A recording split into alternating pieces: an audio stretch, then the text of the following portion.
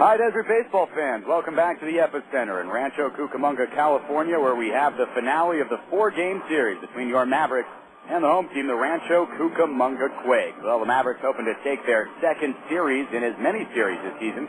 Of course, Mavericks took 2 of 3 from the Inland Empire 66ers back in Adelanto before coming here on Monday night.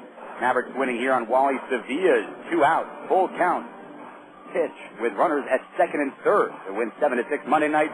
Tuesday night, ho-hum, just another Maverick victory. 5-2 was the score in that one as Billy Buckner threw 6 shutout innings. Then, last night, Mavericks, well, never really in it from the beginning. Mavericks fell behind 4-0 in the first, courtesy of some shoddy glove work. And in the second inning, it got even worse as Freddy Sandoval connected on a 3-run home run on a 1-2 pitch. Mavericks were down 8-0 after 2, down 12-0 at one point in that game yesterday before they finally fell by a score of 12-3. Well, tonight, the series finale, a pair of right-handers going up against each other. It's going to be right-hander Luis Cota going for the Mavericks. He's 0-1 with a 9.00 ERA. He'll be countered by Rafael Rodriguez, 1-0 with a 0.00 ERA.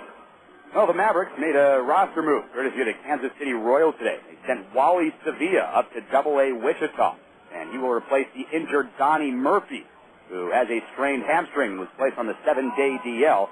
And he will be, his place on the Mavericks roster will be filled by Mike Gaffney, who has come off the disabled list. Gaffney is in the lineup tonight. He'll be batting ninth and playing second base for High Desert. Well, it's now time for the starting lineup, as presented by Aloha Liquidation Systems. For the Mavericks, leading off center fielder Rancel Melgarejo. He'll be followed by Irving Falu, batting second, playing shortstop. In the number 3 spot, left fielder Mike Galloway, batting fourth, designated hitter Rusty Brown. Batting fifth, third baseman Ed Lucas. He'll be followed by first baseman Mike Stadolka back at first base after a day off yesterday. Brian McFall with a towering drive yesterday at the left center field. Really smoked that ball over the wall. He'll be batting seventh, playing right field. Batting eighth, catcher Tommy Dueñas. And once again in the ninth spot, Mike Gaffney. And they're going to be going up against a tough right-hander who's really had an up-and-down career thus far. And he's actually in his 4th year of A-ball. His name is Rafael Rodriguez. Last year, for Low A, the Cedar Rapids Colonels in the Midwest League. He was 5-2, 278 ERA, dominating that league before coming up to Rancho Cucamonga and having a rough go. He was 4-4 with a 6.75 ERA as a Quake, but they think they have his problems, his quirks worked out, and he should be back here ready to throw strikes in this game. He had a very successful opener. At 6 innings, gave up only 4 hits, no runs, did not walk a batter, and struck out 7 against the Bakersfield Blaze. That was in a 3-0 Quakes win back on the 8th of April. Well, it's also time now for the Quakes lineup, once again presented by Aloha Liquidation Systems, in conjunction with High Desert Kia. Josh LeBlanc, he's going to be leading it off, no surprise there, playing center field. He'll be followed by third baseman Freddy Sandoval, again with 2 home runs last night. Batting third, shortstop Sean Rodriguez. He'll be followed by DH Michael Collins. Paulie Pavilion, batting fifth, playing first base Matt Paulie. And he'll be followed by catcher Ben Johnson. Drew Toussaint, Southern Californian, in left field batting seventh, and he'll be followed by Cody Fuller batting eighth in right field. And in the ninth spot, second baseman Nate Sutton. They'll be going up against Luis Cota, who spent big league camp with the Kansas City Royals before coming back down to minor league camp at the end of spring training. And here he is on the Mavericks roster. Cota, the Royals minor league pitcher of the year in 2005. As the best fastball in the Kansas City minor league organization, rated by Baseball America. That pitch, a 4-seamer with heavy movement on it, real good bite that tips down in the zone. It's somewhat a fast pitch to hit in this league, and that's usually up at about 95, 96 miles an hour. So with the radar gun here at the Epicenter, we'll have an update on how hard he's been throwing today, and he hopes to erase any lingering memories of his previous California League start. And Cota did not really have a great go of it Saturday night back in Adelanto against Inland Empire. Went 4 innings, gave up 5 runs, so 4 were earned on 7 hits. 4 of those were doubles. He walked 1 and struck out 2. That was a lopsided 9-0 loss to IE. Cota spent the entire 2005 season in Burlington. He was 5-8 with a 4.01 ERA. And he struck out 137 batters in 148 innings while allowing 143 hits in the Midwest League. Well, we've given you the starting lineups. We've run down the finale of this game, the finale of the Mavericks' 3-4 game road trip. Once again, Mavericks in Adelanto tomorrow night. So we're going to take a brief timeout for a brief commercial break. We'll be right back with the first pitch coming up right after this.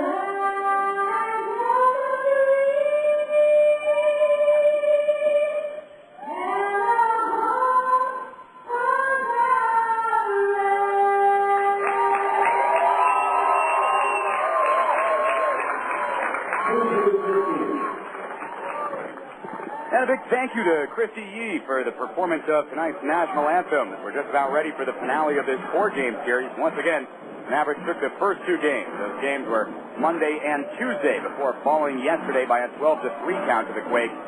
And Mavericks hoping to come up with their second series victory this season by taking the finale of this series. There's been a change in the lineup for Rancho Cucamonga. No longer playing shortstop is Sean Rodriguez. So I apologize to all of you tuning in at minorleaguebaseball.com right now who thought they were going to be tuning in to see a bunch of the Rodriguez's here in action for Rancho Cucamonga. Well, there's only going to be one of them, and his name is Rafael Rodriguez. He's on the mound right now. He has a record of 1-0 and a 0.00 ERA.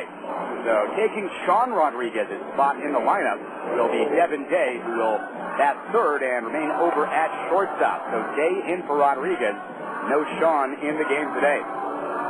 Well, Rafael Rodriguez has once again had an up-and-down career. And according to the scouts, Rodriguez tries to pile up the strikeouts instead of just worrying about getting out and letting the defense do the work for him. And we remember seeing him last year, being very highly touted. And he had electric stuff, a fastball in the mid-90s, and a slider that was really among the hardest sliders in terms of velocity that we had seen in the Cal League last year. However, the Mavericks did pretty well against him, and he was 0-2 against Hightender last season. That was because when throwing his slider, he often left his body open too much, was coming across his body with his front foot moving a little bit and ending up towards first base a little too much. So Rodriguez hopes to work out his kinks and have a successful year in the Cal League this year. Once again, his fourth year in A-ball. As he spent parts of the last 3 seasons in Cedar Rapids, as well as the second half of last season once again in Rancho. Now we're just about ready to get underway. Rancel Melgarejo starting it off for the Mavericks. He'll be followed by Irving, Falu, and Mike Calloway. 1, 2, and 3 batters. And we had a bit of a delayed start. Game's supposed to start at 7:05. Well, it's 7:09 right now. Temperature at game time, 84 degrees. The warmest day we've had this season so far. Slight smattering of clouds above the ballpark, but the sky for the most part clear. First pitch on the way to Melgarejo, and that's a fastball that misses just outside. The count now 1-0 to the Mavericks center fielder. Melgarejo batting .412 on the season. No home runs, 2 RBIs. So he is tied for second in the league with 3 stolen bases. He's back in there from the right side as Rafael Rodriguez working on the left side of the rubber. Rears back, and the 0-1 pitch is on the way. Swung on and missed. Some high heat. That one up at 93 miles an hour. It was also up in the zone. As Melgarejo chased that one, could not make contact, and the count now 0-2 against the Mavericks center fielder. Just underway at the epicenter, Mavericks and the Quakes renewing their acquaintances. The 4th game between these two Southern Division rivals this season. The 0-2 pitch is a called strike 3. As it appears the first pitch was a strike as well. We apologize, but not a good enough indication from the umpire that the first pitch was a strike. And also, you're up here high at the epicenter, one of the nicest parks in all minor league baseball. And we're up here in the press box, amongst the better views that we have in the California League. Well, Melgarejo strikes out looking, and that'll bring up Irving Falu to the plate. Falu with the open stance on the left side. Sitting up outside is Johnson. The pitch is on the way. That misses upstairs. And the count now 1-0. Melgarejo struck out looking on the slider. But other than that, it's been all fastballs from Rodriguez, who also has a changeup that, well, according to the scouts, still needs a little bit of work. Count is 1-0. Falu was batting .304 and had the day off yesterday. Next pitch fouled away to the left side, out of play, and the count now 1-1. I apologize for that. Falu 2 for 4 yesterday. Had a run scored in the 8th inning. That was the 3rd run of the game for the Mavericks. But by then, much of the crowd had left, and the Mavericks now slumping their way to tied for their most lopsided defeat of the season. 9 runs. 2 Mavericks losses by 9 runs this year. The next pitch misses high and away. That brings the count to 2 balls and 1 strike. Rafael Rodriguez stands in 6'1", only 175 pounds though. Tall glass of water. As he gets a side from Johnson. The count is 2-1. The pitch is on the way to Falu. And that's tapped foul between his legs and back against the screen. And the count remaining now moved. Once again, to 2 balls, 2 strikes. So Rodriguez struck out 7 against the Bakersfield Blaze. That's against the Blaze team that's still looking for their first win of the season. How did they do last night? Well, they lost 17-15. It took 3 hours and 24 minutes and can be found on minorleaguebaseball.com. Next pitch, the exact same pitch as the one before it. Fouled off, ground ball behind home plate, goes up against the screen. Yeah, the count now 2-2. This first inning presented by Aloha Liquidation System. Say aloha to all the good people over at Aloha Liquidation System. Down 2-2 to Falu. Rearing back and firing is Rodriguez. Swung on and missed, and there was that changeup. Heading back to the dugout is Irving Falu. That's the second strikeout this inning for Rafael Rodriguez. There was 2 outs, and nobody on base. The batter will be left fielder Mike Galloway. Galloway last night 0 for 4. And that was his first hitless game this season. Came into the series with the highest batting average in the California League. And right now, he's just going to have to settle for a rather paltry .421 average. No home runs, 3 RBIs on the year. Open stance on the right side. Graduate of Miami University of Ohio. Sitting up outside is Johnson. Rafael delivers. And the first pitch is a fastball that misses just low and away. And the count now 1-0. The Mavericks left fielder. Defensively for the Quakes, Sandoval at third. No surprise there. Day, the late substitution, is short. Sutton over at second, and Matt Pauley playing first base. The 1-0 pitch is taken. That one's a called strike, and the count now 1 ball and 1 strike on Michael Galloway. Outfield of Drew Toussaint getting his 4th straight start over in left field. Josh LeBlanc in center, and Cody Fuller over in right. The 1-1 pitch. And Galloway, check swing. He went around on a slider that was out of the zone. That one would have missed low and away. But Galloway broke his wrist, did not mean to swing at that pitch. Well, the count now 1-2. None on, 2 outs for the Mavericks. No score here in the top of the first inning. Good pitching matchup here in the Cal League today. That's no oxymoron. Rafael Rodriguez and Luis Costa. 1-2 pitch. It's a slider that misses low and away in the dirt. And the count now pushed to 2 balls and 2 strikes. Final game of the Mavericks' 4-game road trip. High Desert will head home for a brief 1-game series against Inland Empire starting tomorrow and ending tomorrow. And they will take on the 66ers in their own ballpark. 2 games on Saturday. That's a doubleheader. And 1 more on Monday. 2-2 pitch misses upstairs, and the count now 3 balls and 2 strikes. So the scheduling gods favoring the Mavericks in the early part of this season, giving them a very valuable off day on Easter Sunday. Count is full. Nobody on base, no score, top of the first. Rafael Rodriguez has his sign, the right-hander with a jerky motion, delivers, And that one's upstairs. The changeup does not connect. And trotting down to first base with a 2-out walk is Mike Galloway. That was actually the first walk elicited from the right-hander this season. And with 2 outs and a runner on first base, that will be Rusty Brown with Ed Lucas on deck.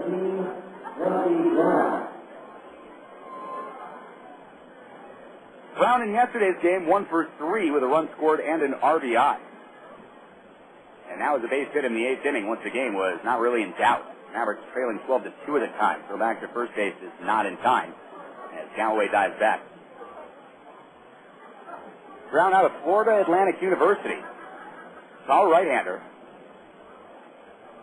with long arms. He hopes to extend those arms and put a ball into the gap here. And next pitch misses upstairs.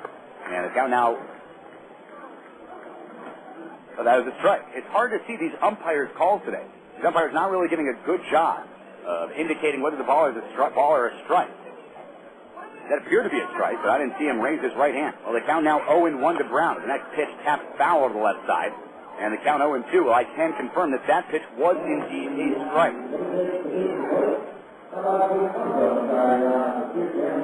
Well, with runners on base this season, Rusty Brown is 2 for 12, so he does have 4 RBI.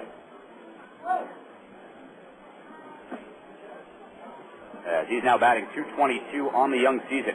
Down is 0-2 to Rusty. Pitch is on the way. Swung on and missed. There's that nasty slider, and Rodriguez strikes out the side. Well, you're going to pass the hat for him. As Rafael Rodriguez breezes through the first inning. Just 1 walk. That was his only Clement. So no runs, no hits, no errors when that left. We are now heading at the bottom of the first inning. The score, Mavericks nothing. Quakes coming up.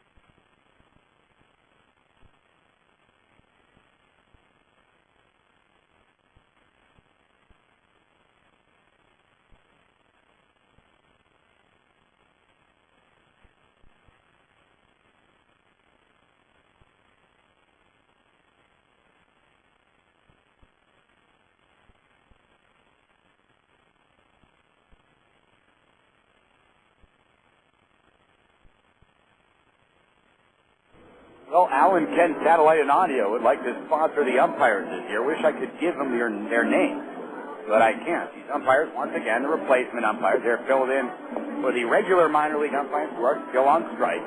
And on strike they were. They were actually picketing outside of San Bernardino's Arrowhead Credit Union Park 2 nights ago for their game against Lancaster.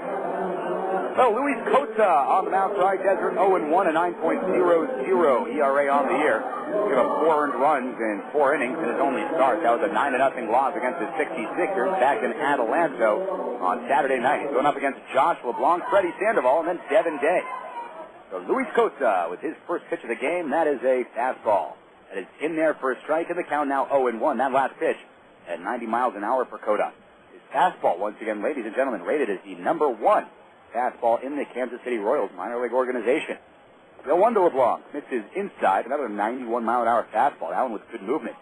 And the count now 1-1 to LeBlanc, who's batting .261 on the year. No home runs, but 3 RBI. It's from the left side as Cota rears back, and the 1-1 pitch is fouled away to the left side out of play, and the count now moves to 1-2. Cota pitched in 2004 for Idaho Falls and 2005 for Burlington. And for Burlington, once again, a 5-8 record, a 4.01 ERA. But you're always successful when you're giving up fewer hits. You are innings pitched. 143 hits in 148 innings. Also struck out 137 over that time. 1-2 to LeBlanc is on the way. That's a slider. That is a called strike 3. The ball is dropped by the catcher, Tommy Duenas, who tags out Josh LeBlanc. And LeBlanc, well, he struck out 3 times 2 nights ago, twice looking. And he strikes out looking once again here in this contest. And that'll bring up yesterday's hero, Freddy Sandoval, to the plate. Although it's hard to single out one player on the Rancho lineup as being the hero. After all, every single member of the Quakes lineup yesterday had at least 1 hit. But it was Sandoval with 2 home runs. He also had 4 RBIs and finished the night 2 for 5. The first pitch is on the way to Sandoval. That one's fouled away to the left side, out of play. And the count now 0-1. So Sandoval last season for Cedar Rapids only connected on 4 home runs, 427 at bats all year long. Well, he's already halfway there. Welcome to the Cal League, Freddy Sandoval. Coda rear attack, the 0-1 pitch. Misses, low and away in the dirt. And the count now evened up at 1 ball and 1 strike after the changeup miss. Looks like we got a full slate of action in the Cal League tonight, including a couple of double headers. Stockton and San Jose, as well as Visalia and Bakersfield with the Twin Bills today. The 1-1 pitch is on the way, and now going to take and low and inside for a ball. The count now 2-1.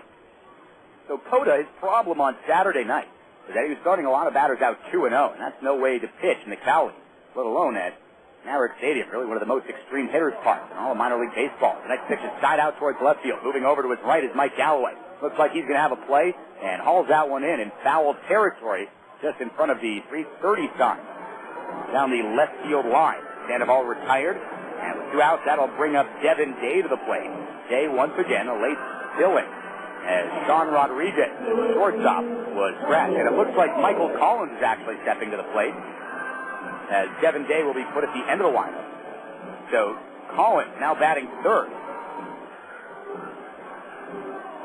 And we'll get a report to you as soon as we can as where Devin Day will be batting. Michael Collins batting .304 on the year with a home run and 4 runs batted in. And the first pitch is a fastball taken for a strike. The count now 0-1 to Collins, batting .304 on the year, once again with a home run and 4 ribbies. 2 outs, nobody on base. In a scoreless tie in Rancho, Cucamonga. A picture-perfect day for baseball here. Really one of the warmer days we've had this spring. Southern California, uncharacteristically, has had a bit of cold and wet weather, at least over the last month or so. So the count 0-1 to Collins. As Coda looks in, the pitch is on the way. Slider, and it looks like Collins went around. Did he break his wrist? Yes, he did. The count now 0-2. As Collins couldn't hold up on that slider. That was clocked at 81 miles an hour. So Coda out in front 0-2. Bit of a difference from the game Saturday night. As he hopes to put Collins away and bring the Mavericks back into the batter's box. Pitch is on the way. Slider fouled back against the screen. The count will remain. No balls and 2 strikes. So Stockton in game 1 of their doubleheader today. Well, they're losing to the San Jose Giants by a score of 7-3. Stockton having a rough go early on this game. San Jose now the pitching to Stockton in the top of the 9th. So that game is close to the conclusion. Bakersfield already beat Visalia today down in Tamlin Ballpark 3-1. Bakersfield comes up with their first win in 2006. Next pitch bounced foul into the Quakes dugout, and the count remains 0-2. Elsewhere in the Cal League, Lake Elsinore at Modesto, and Lancaster and Inland Empire, they're scoreless in the first. As are we. 0-0. Mavericks and the Quakes for the 4th time this season. Mavericks have won 2 of the first 3. As Luis Cota has his sign from Duenas. Duenas sets up inside. The 0-2 pitch is grounded back off the glove of Luis Cota. It's going to be picked up by Falu. Spins around. The throw to first base is in time. Dug out by Mike Vidalka. And that will be your traditional 1-6-3 putout. As Irving Falu with a great hand and a great reaction comes up and is able to put away that ball that deflected off of Luis Cota's glove. One was heading into center field for a base hit. So the Quakes quietly in the first. No runs, no hits, no errors, no men left. We're now heading into the second inning. Still no hits in this ball game. 0-0. Mavericks coming up on toss 960 right after this.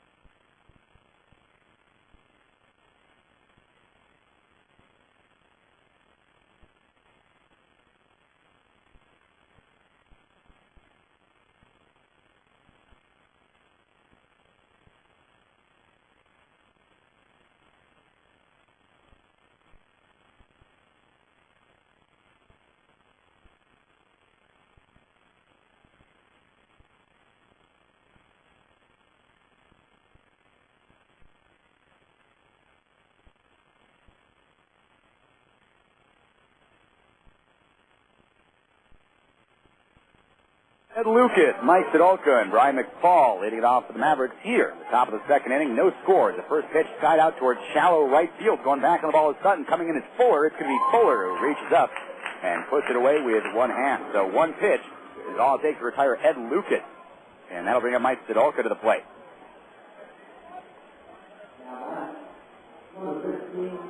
Sidolka had a key hit in the opener of this series. The Mavericks were down 6-5 going into the final inning and then in that contest. And he led off that ninth inning with a line double down the right field line against a tough left-hander. Mike Pete came around to score on Wally Sevilla's two-out single. First pitch to Sidolka, taken low for a ball. The count now 1-0 to the Mavericks first baseman, now batting .286 with a home run and 2 RBIs on the year. Rodriguez works to Ben Johnson, who sets up outside, 1-0. That one misses low for a ball. The count now 2 balls and no strikes to Sidolka. Rafael Rodriguez on the mound. And this was a free agent pickup by the Angels out of the Dominican back in 2001. The 2-0 pitch is ripped out into right field. That's going to be a base hit.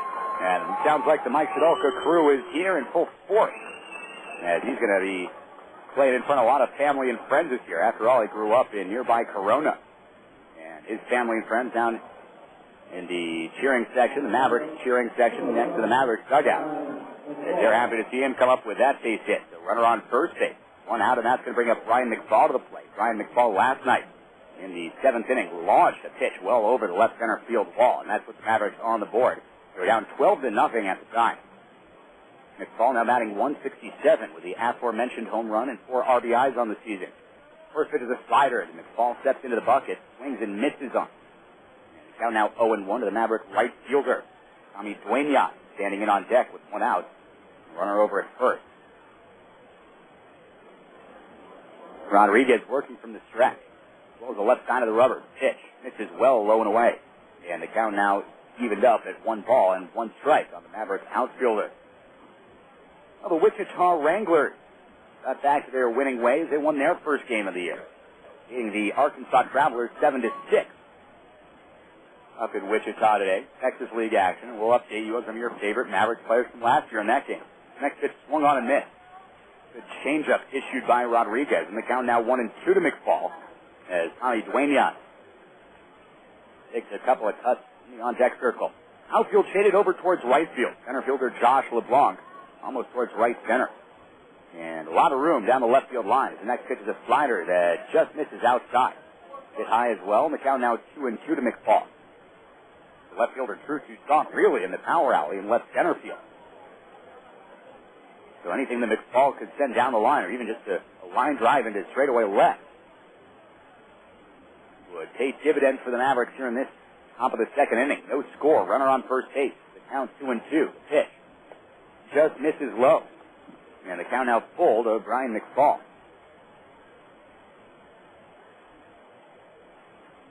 3-2 is the count, as Rodriguez looks into Ben Johnson. Johnson getting his second start behind the plate this season. Michael Collins has been starting the majority of the game. The 3-2 pitch is down to the left side. That gloved and diving stop by Sandoval over at third. The throw across the diamond is in time. Oh boy, Freddy Sandoval got his jersey dirty on that one. Dove to his right. Took away an extra base hit, and most likely an RBI away from McFall. And a hard throw across the infield.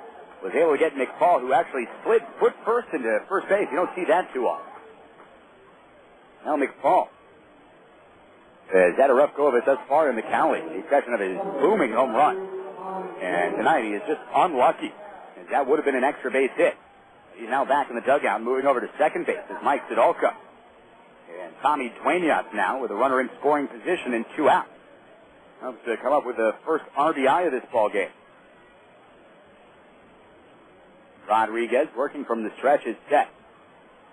Checks the runner quickly. First pitch is on the way, and that one's driven out deep towards right center field. That one well struck. Going back of the ball is Fuller. Also going back is LeBlanc, and no one's going to get to that one. Oh, he did. He came up with it. A diving catch by Cody Fuller. My goodness. The Quakes, the team that has made the most errors in the Cal League this season, flashing the leather here in the first. That one was headed down towards the wall. A diving catch away from home plate as right fielder Cody Fuller lays out, and it's 2 tremendous plays by the Quakes defense that do the Mavericks in the second.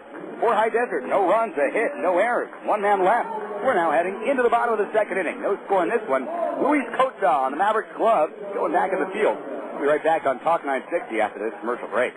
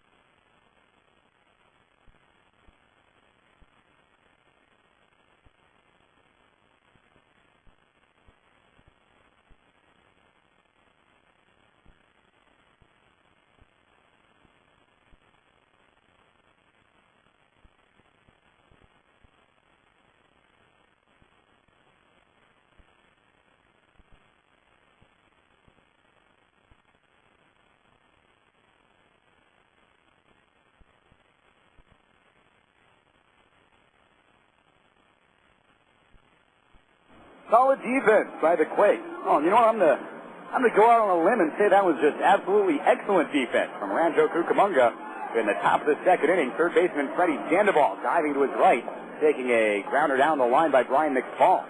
As that one would have been an extra base hit and an RBI. Well, he snared it, threw across the diamond, retired McFall. And then the very next batter, Tommy Dueña sends a drive out towards right center field that was well struck, and former Texas Tech football player Cody Fuller. You know, he's got to be a good athlete. He played with a run-and-gun Texas Tech offense. Well, he dove away from home plate, diving on the run, now towards the wall on the warning track. Might have even scraped his arms up a little bit on that last play. To take the hit away from Dueña and a run away from the Mavericks. So it's still scoreless. We're entering the bottom of the second inning. It's going to be Matt Pauley, followed by Ben Johnson, and Drew Toussaint. As the first pitch is on the way, and that one misses low and away to Pauley. The count now 1-0. Pauley batting .294 on the year, a home run and 3 RBIs. That home run was in the opener of this series. Came off of Patrick Hicklin. His next pitch is looped down toward short left field, but it's going to be Ed Lucas who moves back into the short outfield grass to take that one. And so Pauley retired on a little looper, and that's going to bring up Ben Johnson to the plate. Johnson last night for Rancho Cucamonga was 1 for 4 with a run scored and an RBI. But that one hit was a double. And as we said, every member of the Quake lineup with at least one hit. It was a 12-3 shellacking of High Desert. And the game High Desert was in for about 5 minutes. First pitch misses inside. The fastball up at 92 miles. And the count now 1-0. The catcher Ben Johnson now batting .267 with no home runs and 2 RBIs on the year. Switch hitter. Open stance from the left side. Coda rears back. And the 1-0 is driven out towards short left field. Backing up is Lucas. Going back is Falu as well. It's going to be a tough play.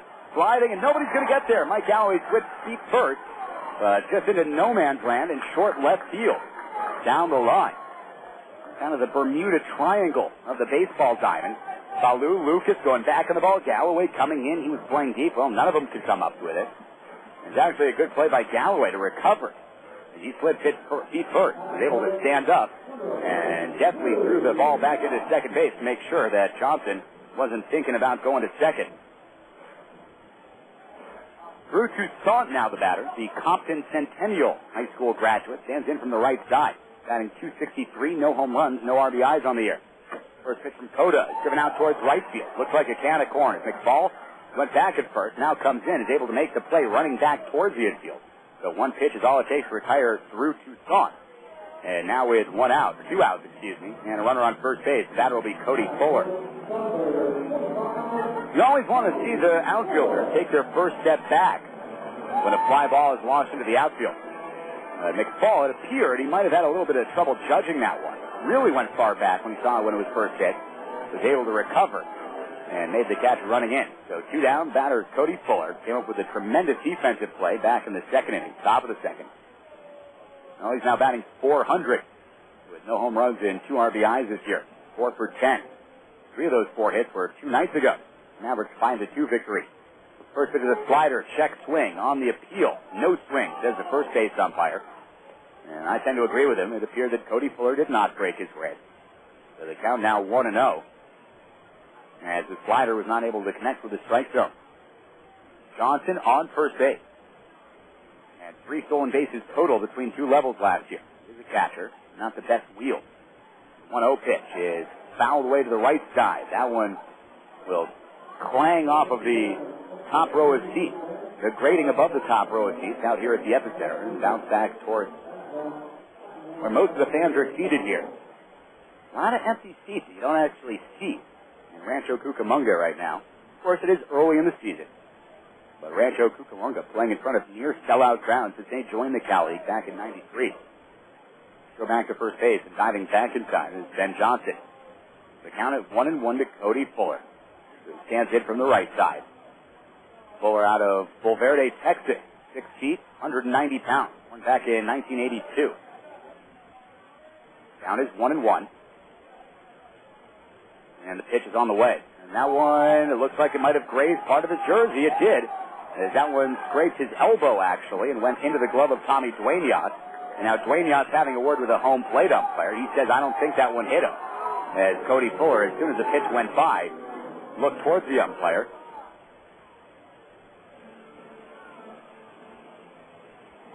But, well, the umpire in charge of things tonight can again give you his name.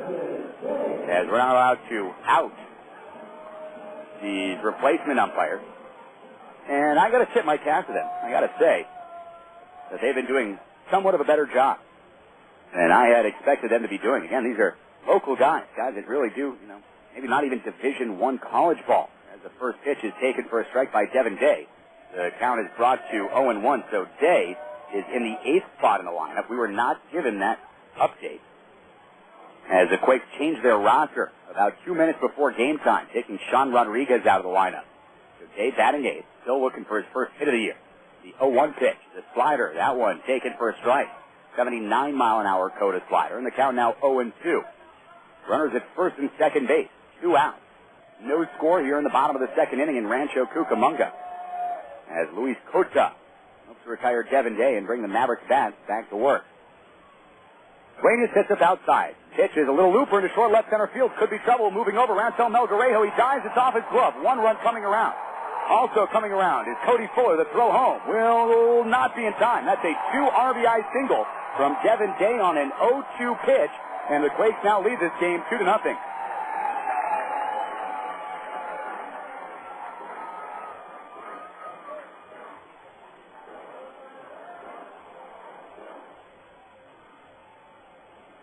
Well, it was a pretty good pitch. Looked like it was a slider issued by Cota. And he might have just connected a little bit too much with the outside section of the plate.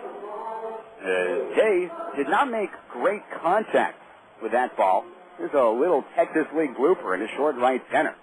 Rafael Melgarejo gave a great effort in center field. The ball skipped out of his glove as he tried to make a diving catch. Nate Sutton now the batter, the number 9 hitter in this Quakes lineup, as the first pitch misses upstairs.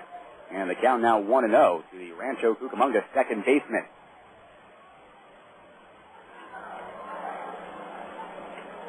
Sutton, in last night's game, 2 for 3 with a run scored, also walked and struck out 1. As Cota hopes to bounce back, Mavericks now down 2-0. Cota's next pitch, down to the right side. Slow roller to Mike Gaffney at second base. Gaffney's throw to first baseman Mike Sidolka is in time, so Mike Gaffney's first play as a 2006 Maverick is flawless, and that'll send the Quakes back out onto the field. So for Rancho Cucamonga in the second inning, they come up with 2 runs. Those 2 runs coming on 2 hits, no errors, a man left. Now heading into the third inning at the epicenter. The score 2-0 Rancho. You're listening to Mavericks Baseball on Talk 960. Don't go anywhere. Plenty of exciting Cal League action.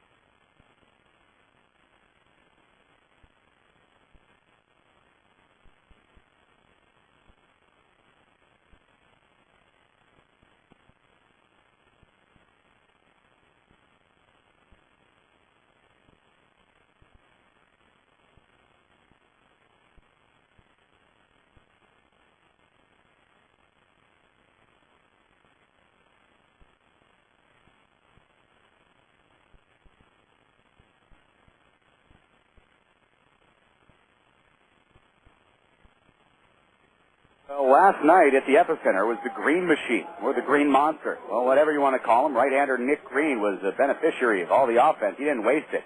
He attacked the strike zone all night long and held the Mavericks to just 2 runs in 6 2/3. As Mike Gaffney leads it off and fouls the first pitch back against his screen. Now, it looks like he chipped a piece off of his bat, so he'll get a new piece of lumber. As the count is 0-1. Last night, Nick Green, he'd only allowed 2 hits in the first 5 innings before he labored in the 6th and gave up the 2-run home run to Brian McFall. That came in the 7th inning. As Mike Gaffney now has a new piece of wood, the count 0-1 to the Mavericks second baseman, making his first at-bat of the year, coming off the disabled list. The 0-1 pitch misses outside, and the count now evened up at 1-1. Gaffney last season for High Desert, at .299, no home runs, 8 RBI. Also recorded as stolen base, proving to be a very valuable utility infielder. He takes the next pitch low, and the count now 2 balls and 1 strike to the Mavericks second baseman. Gaffney played his college ball at New York Tech. The Long Island native grew up in Uniondale, New York. The New York Islanders call NASA Coliseum home. The 2-1 pitch is lined out towards left center field. That's over the head of shortstop Devin Day. So Mike Gaffney, take a picture of the scoreboard. You're batting 1,000 as he gets back to first base. And can't go much better than that with your first at-bat of the year. As he stands in and starts the Mavericks off on the right foot here in the top of the 3rd inning. So Gaffney singles, and that's going to bring up Rancel Melgarejo to the plate. Melgarejo struck out looking on a nasty slider from Rafael Rodriguez back in the 1st inning. Future Angels against the future Royals. Here at the beautiful epicenter of Rancho, Cucamonga. Melgarejo batting from the right side with Gaffney going, pokes one down the right field line, but it's foul. That one's foul by about 8 feet or so, as it ricochets off of the wall in front of the party zone down the right field line here in Rancho. So Gaffney, who had a good jump on that last pitch, has to trot back to first base. And manager Jeff Carter early on in this game trying to utilize the hit and run. Melgarejo, Quakes for actually 3 seasons, parts of 3 seasons in the Cal League before this year. As a throw back to first base, not in time, Gaffney gets back to the bat. Melgarejo last year started the season in Rancho Cucamonga before he was actually released by the Angels and moved on and spent some time in some indie leagues last year. Next pitch swung on and missed. A big wild cut on a nasty slider. The count now 0-2 as that pitch was not really that close to the strike zone. Melgarejo last year for Elmira. That 246 with a home run and 22 RBI. The Havana Cuba native actually spent most of his developmental years in Miami. Graduated from Miami Senior High School. The 0-2 pitch swung on and missed. And that's another slider that retires Melgarejo. He heads back to the dugout, unable to move the runner over. And that'll bring up Irving Falu to the plate with a runner on first base and 1 out here in the top of the 3rd. Quakes 2, Mavericks nothing. Both teams coming into this game with a record of 4-2 on the season. In fact, 4 of the 5 teams in the Southern Division in the Cal League have records of 4-2. The Mavericks, Inland Empire 66ers, Lake Elsinore Storm, as well as the Quakes. Almost won 4 of their first 6 games this year. Falu would drag bunt to the right side, but he pops it up. The ball goes right into Matt Pauley's glove, who steps on first base to double off Gaffney. Gaffney had been going on the pitch, and, well, Mavericks not lucky tonight. That'll do it for High Desert here in the 3rd inning. No runs a hit, no errors, no men left. We're now heading into the bottom of the 3rd. The score 2-0 Quakes, and we'll be right back after this commercial break.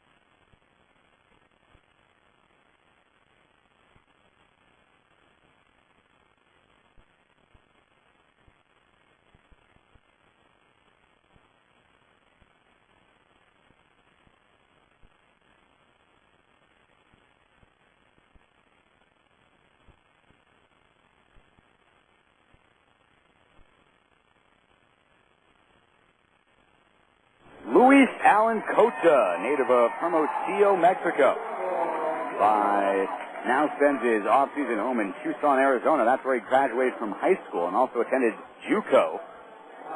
That's a Sunnyside High out in Tucson. Also spent a year at South Mountain Community College in the area.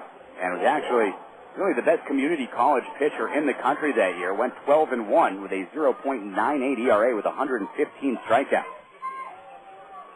And that was back in 2004. He works at Josh LeBlanc. He shows bunt and tried to pull back at the last second as the pitch was coming inside.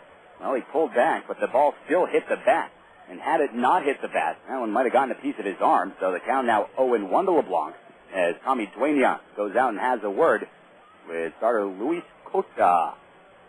Well, it's good to see that the Wichita Wranglers finally got out of the win column this year. They were helped out by Alex Gordon as well as Mitch Meyer today. Meyer with his third home run of the year, went 2 for 4, knocked in 4 runs, though he's still only batting .206 on the young season.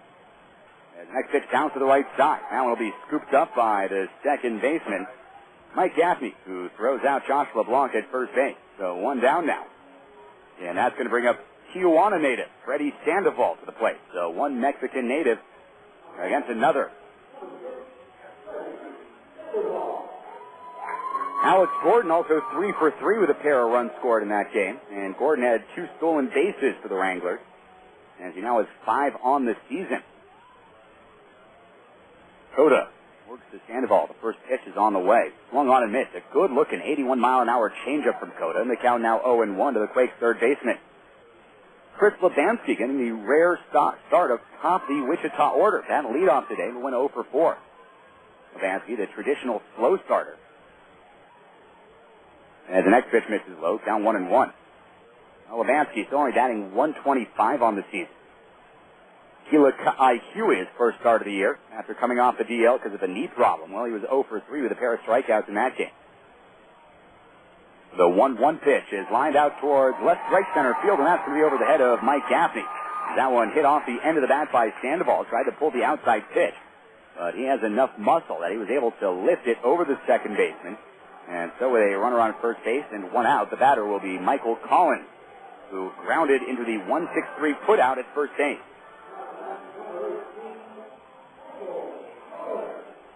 Collins last season for Cedar Rapids at .320 with 7 home runs and 64 RBIs. Also stole 16 bases as a catcher. The Canberra, Australia native, born back in 1984. He's still young. When you're putting up those kind of numbers, you're born back in 1984, boy, you'll catch the eye of scouts. Cota set, working with the runner on. The first pitch is on the way, and that one is taken. Low and away for a ball. The count now 1-0. That was a 91-mile-an-hour fastball. The book on Cota is that his four-seam fastball actually has quite a bit of movement. Has a lot of heavy sink on it. And so much movement that some scouts actually have mistaken it for a two-seam fastball. Well, you remember J.P. Howell's two-seam fastball? Throw back to first base, not in time. Boy, J.P.'s two-seam fastball. Before that, hadn't really been able to differentiate much of the time, especially, when sitting behind home plate, between a two-seamer and a four-seamer. J.P. just able to generate so much movement on his pitches. And that was really something to behold. 1-0 pitch with the runner going. He got a good jump. Pitch misses outside. The throw is high to second base and in safely at second base with his stolen base is Freddy Sandoval. So Sandoval able to take a base off of catcher Tommy Duenas. Duenas now 2 of 3 in catching base stealers this season. He had been perfect before that. So the count now 2-0 on Michael Collins. As the Quakes yet again have a runner in scoring position. Collins this year with runners in scoring position. 3 for 7 with 4 RBIs and a home run. He stands in from the right side. Non-drafted free agent, putting up very good minor league numbers. Duenas sets up inside. The 2-0 pitch is taken low. Oh, that's a called strike, and the count now 2-1. It would be very helpful. Still need to get on these guys' backs here. And it would do everybody up here in the press box. Big service. They could quickly call the pitch a ball or a strike and not count to about 50. And before they come up with a decision. The count now 2-1 on Collins. Duenas sets up inside. The pitch is on the way, and that one's popped foul behind home plate. That'll be onto the roof here at the epicenter over our heads. And the count now 2-2 to Michael Collins. Former Maverick Ryan Braun picked up the save for Wichita today through 2 scoreless innings for the Wranglers. Gave up the hit, walked the batter, actually struck out 4. And Braun had been plagued by giving up walk-off home runs in the first 2 games of the season, at least for Wichita. But Brawny, the UNLV graduate, one of the more oddballs you'll ever meet in a minor league uniform. Ryan Braun, really a unique character. And he can recite the entire movie Zoolander by heart. The count 2-2 to Michael Collins. Coda set. The pitch is on the way. And that one misses well outside, goes all the way back to the backstop. Score that a wild pitch is moving over to third base is Sandoval. And that was a slider that Coda held on to for just a little bit too long.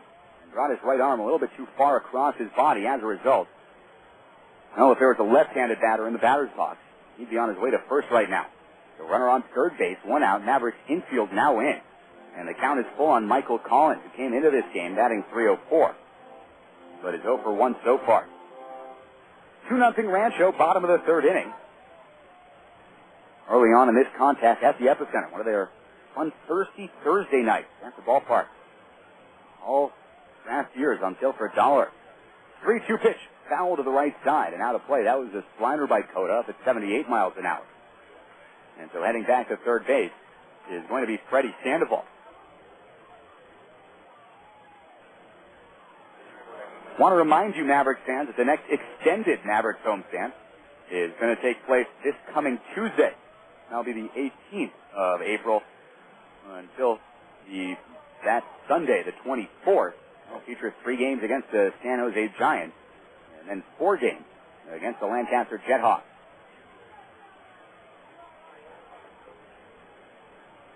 Count is 3-2 on Collins. Coda is set. The right-hander comes home. And that one's fisted back against the screen. The fastball. Collins is just able to get a piece of the bat on it, and he's staying alive. And the count now 3-2 once again. Mavericks with a doubleheader at Inland Empire Saturday afternoon.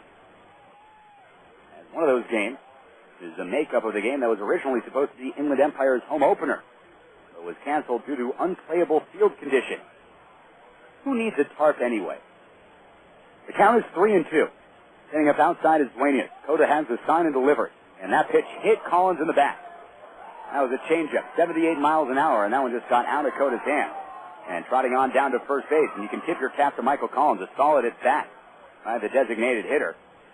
And now with runners at the corners and 1 out, the batter will be Matt Polly as he pops out to third baseman Ed Lucas to start off the bottom of the second.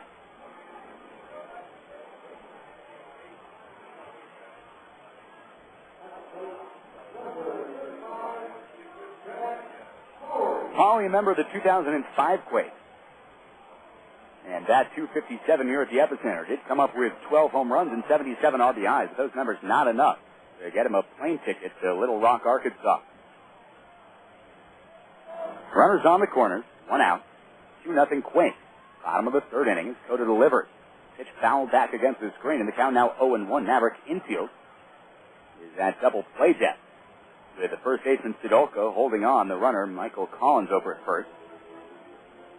And third baseman Ed Lucas playing away from the bag at third. Outfield completely straight away. So the count 0-1 on Polly, as Coda hopes to keep the ball low in the zone here. And induce a ground ball, hopefully towards the second base bag. Coda set. Duenas sets up outside. The 0-1 pitch misses high and away, and the count now evened up at 1 ball and 1 strike. So it was 2005 Quake Matt Brown, who was the hero for the Arkansas Travelers last night, coming up with a tying 2-run home run off of former Maverick John Grant, coming in the bottom of the 8th inning, top of the 8th inning, 1-1 pitch. Changeup fouled back against the screen, and the count now 1-2.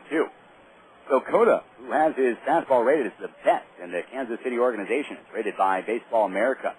Well, we've seen him throw a lot of sliders today, as well as a lot of changeups. As Coda's fastball not quite yet at mid-season velocity. Still up around 91, 92 miles an hour that pitch by mid-season. The Royals hope that it's up to 94, 95 as he steps off the rubber with his right foot. The runners go back to their bags. Count is 1-2. Coda set once again. Polly from the left side with the open stance. Waits the pitch. Coda delivers. That one misses low and inside. And that was almost another hit by pitch by Luis Coda, as Polly just able to dance out of the way of that one.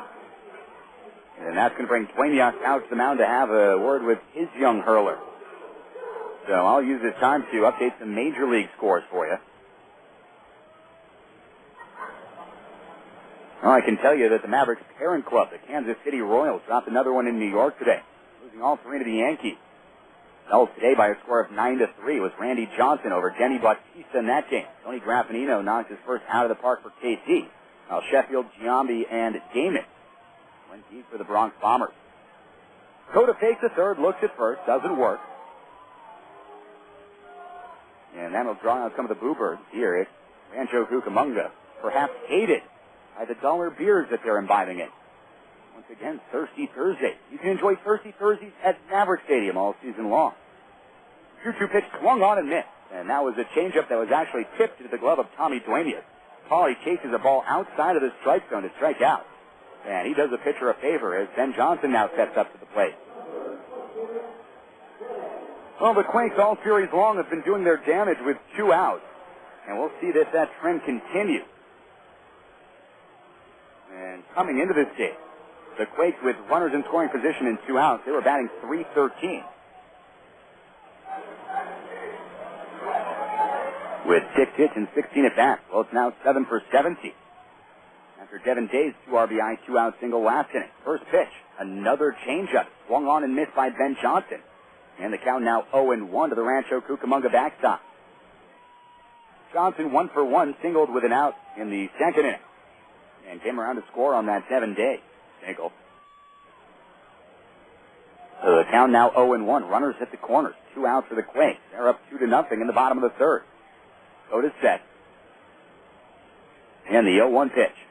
The fastball that misses upstairs. That one up at 91 miles an hour. The count now evened up at 1 ball and 1 strike. Baltimore beat Tampa Bay today. Final score on that one 6-5. That was courtesy of 3 runs in the top of the 9th inning. Ray with a win, Miscelli with a loss.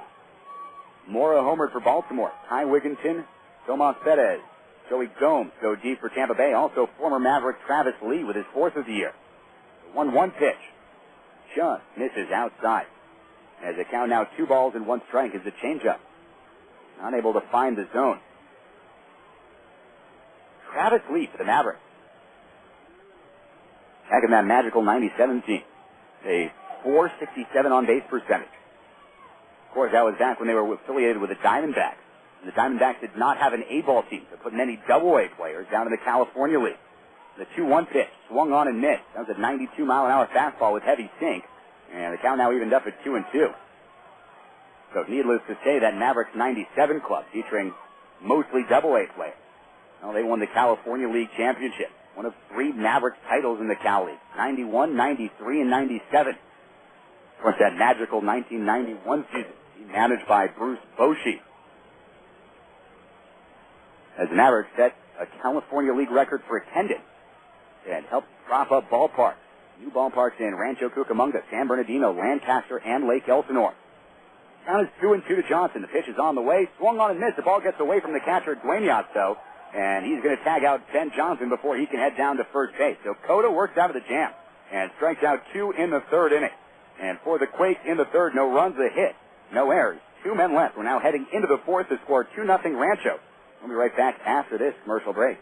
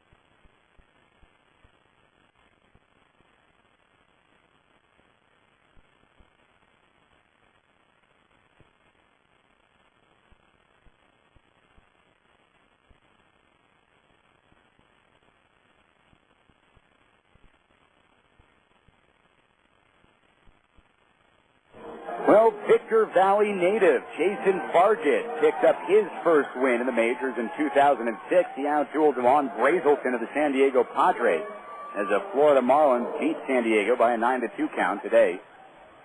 Down just outside of Miami. Home runs by Mike Jacobs and Dan Ugula of the Fish. As Mike Galloway leads it off for High Desert, the first pitch to the Mavericks' number 3 batters. A fastball that misses up and away. And the count now 1-0. Galloway to a walk in his first at-bat. He'll be followed by Dusty Brown and then Ed Lucas. Rusty Brown makes that as the 1-0 pitch. Swung on and missed. Big cut by Galloway. That was some high cheese there by Rafael Rodriguez. And the count now evened up at 1-1. Galloway, a free agent pickup by the Kansas City Royals this past offseason after he connected on 24 home runs for the Florence Freedom Independent Frontier League. Next pitch, taken just outside for a ball, and the count now 2-1 to the Maverick left fielder. Galloway should be a good line drive hitter, a good gap hitter here in the Cal League. Should knock a couple out of the yard as well. The 2-1 pitch, swung on and missed. That was a changeup up in the zone. Galloway appeared to have timed it well. Well, sometimes you just don't make contact, and the count now evened up at 2-2. Quakes 2, Mavericks nothing, top of the 4th inning. Beautiful epicenter in Rancho Cucamonga. Rodriguez with a 2-2. Slider swung on and missed. That pitch was in the dirt, and down goes Mike Galloway. That's the first out for the Mavericks.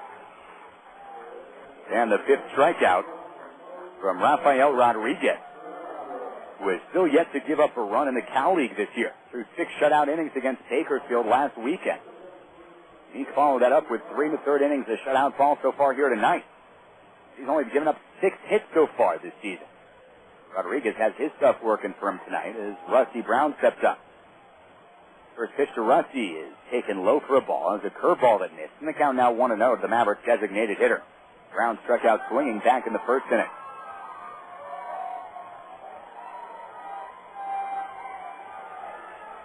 Here's the 1-0 pitch.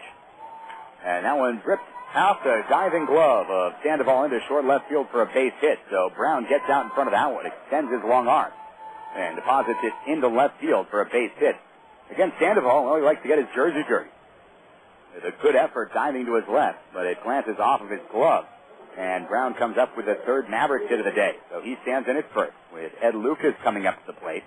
Lucas flew out to right fielder Cody Fuller to start out the top of the 2nd inning.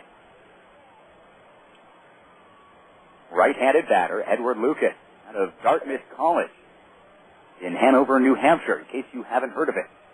First pitch is taken upstairs. Oh, that's going to be called a strike. Delayed reaction by the umpire. Might need a tape delay tonight, just so I can get you the umpire's calls on time. Count now 0-1 to the Mavericks' 3rd baseman. Luke is a good, gritty, blue-collar type of player. He likes to get dirty, too. As the next pitch is line foul to the right side out of play as he finds himself now in an 0-2 count. Well, Lucas, what play that was perhaps emblematic of his style of play came on Sunday afternoon's game. And he laced a little looper at a short right center field for a base hit. He didn't stop at first, turned on the wheel, shoved into second base, stretching a single into the double. Mavericks hoping for more of that this season. The 0-2 pitch, fouled back against the screen on the fastball, and the count remains no balls and 2 strikes. On deck for High Desert, Mike Stadolka, the first baseman. He is one of the 3 Mavericks hits tonight.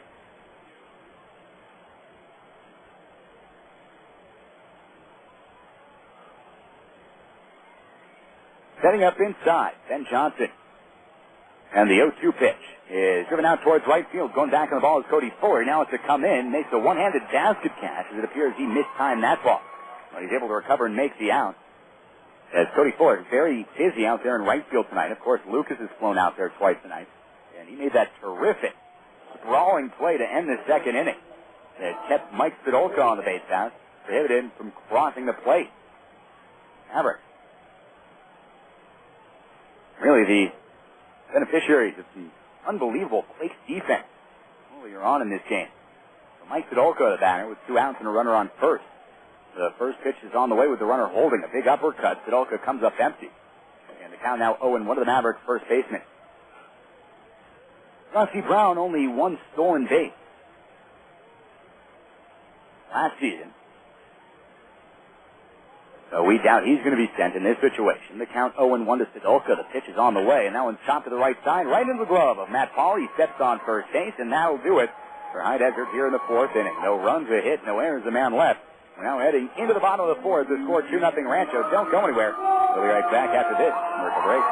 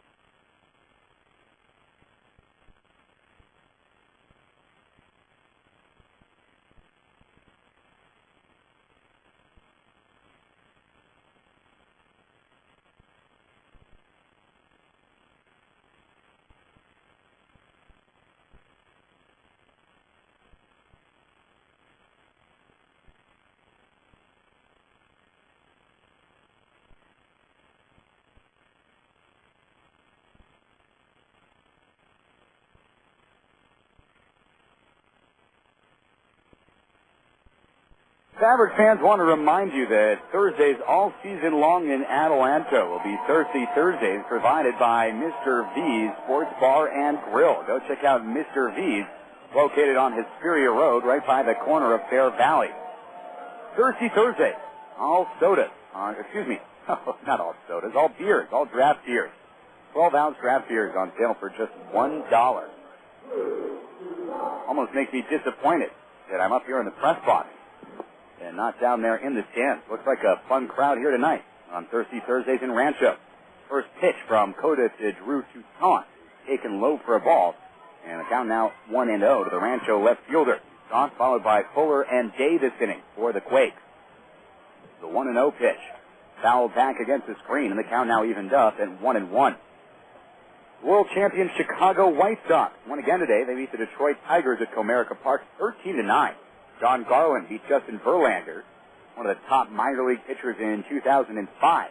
Home run by Hadido Aguchi, as well as Jim Thome for Chicago. The next pitch died foul to the right side. That one will be out of the stadium and out towards those softball fields they have out here at the Epicenter. And whenever I leave the Epicenter, usually at about 10:30, 11 o'clock after the game, I'm just looking out and I see the softball fields they have here. Always games going on.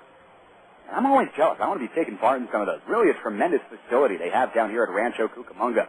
1-2 is a slider that misses high and away. And the count now 2-2. Well, anyway, Detroit home runs. Chris Shelton, man, 7th of the year. Aglio Ordonez also connected on his 3rd for Los Tigres. The 2-2 pitch just misses inside. That was a 90-mile-an-hour fastball. That just missed the inside corner. And the count now full to Drew Toussaint. Coda does not want to lock the leadoff batter here in the bottom of the 4th. He rears back, and the 3-2 pitch is driven deep out towards left field. If it stays fair, it's gone. That one, ladies and gentlemen, is long gone. That is a fair ball. And Andrew Toussaint hit that one out towards Mount Wilson. The score now 3-0 in favor of Rancho Cucamonga as that towering fly ball down the left field line. Not even sure if that one's landed yet. On a 3-2 pitch from Luis Cota. Now the score now 3-0 Rancho Cucamonga. And that's going to bring up Cody Fuller to the plate. Fuller 1 for 1. Singled and scored in the 2nd inning. That was a 2-out single. And he eventually came in on that Devin Day looping base hit into short right field. So Fuller batting from the right side as Dueñas sets up outside. The first pitch, he shows bunt, pulls back. The pitch misses upstairs. And the count now 1-0 to Texas Tech Red Raider Cody Fuller. 3-0 Rancho Cucamonga. Game in the bottom of the fourth inning at the Epicenter. The 1-0 pitch on the way, and that one misses upstairs for a ball. The count now 2-0.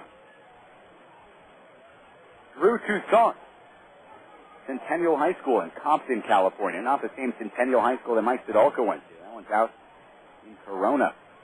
The 2-0 pitch is taken for a strike, and the count now 2-1 to Cody Fuller. That was a 90-mile-an-hour fastball from Luis Cota, number 6 rated prospect in the entire Kansas City Royals minor league system.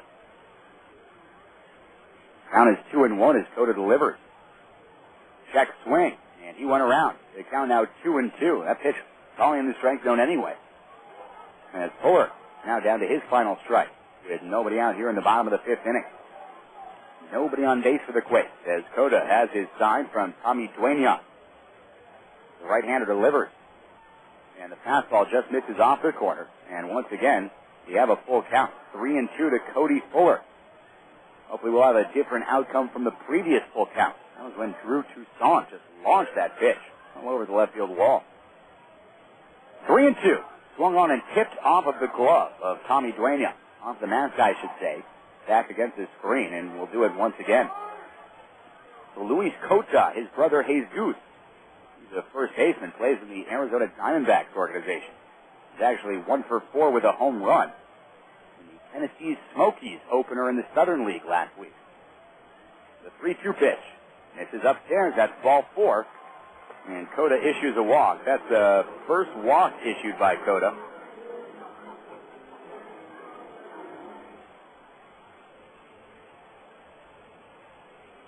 He's also hit 2 batters. And that's going to bring up Devin Day to the plate.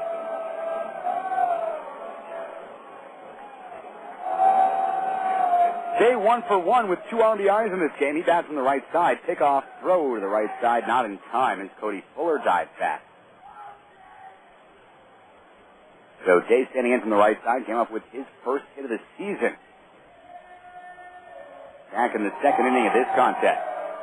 3-0 Quakes. Bottom of the fourth inning. Mavericks hoping to come up with a win and take this series from Rancho Cucamonga. The Mavericks won the first 2 games before falling last night 12-3. Next pitch to Devin Day is a fastball taken for a strike on the outside corner. And the count now 0-1 to the Quakes shortstop. Day filling in once again for Sean Rodriguez. A late scratch. And when I say late, I mean it delayed the game for about 5 minutes. The game was supposed to start at 7:05. Didn't go until 7:10. That pitch misses outside. Snap throw from Dueña down to first base, not in time. And diving back in time is Cody Fuller.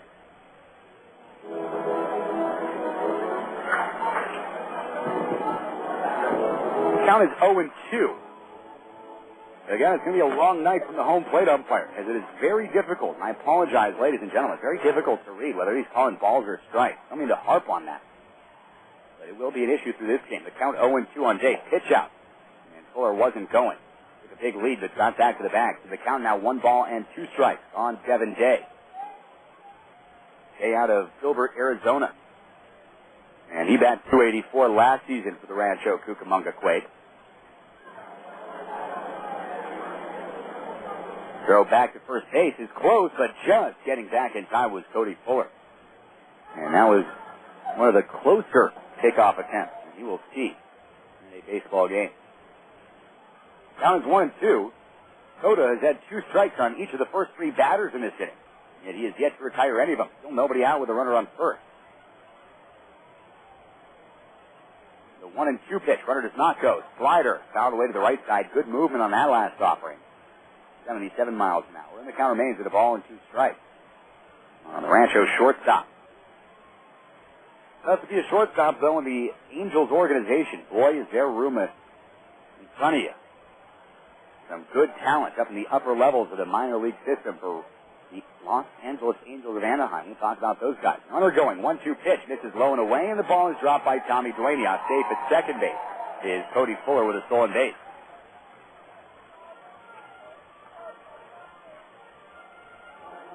And for Cody Cody Fuller. That was stolen base number 1 of the season. He's also been caught once. 2-2 the count. Pitch on the way, and that one's fouled back above the screen. And the count remains at 2-2. A good job by this Rancho Cucamonga team tonight. Battling when there were 2 strikes. I mean, you saw Michael Collins back in the 3rd inning, fouling off pitch after pitch. So he was eventually hit by a pitch with a 3-2 count. Now this time it's Devin Jay's turn. Runner on second base, nobody out for Rancho. 3-0 Quakes lead it in the bottom of the 4th. Coda set. Right-hander comes home. Check swing and another foul tip. It certainly made contact.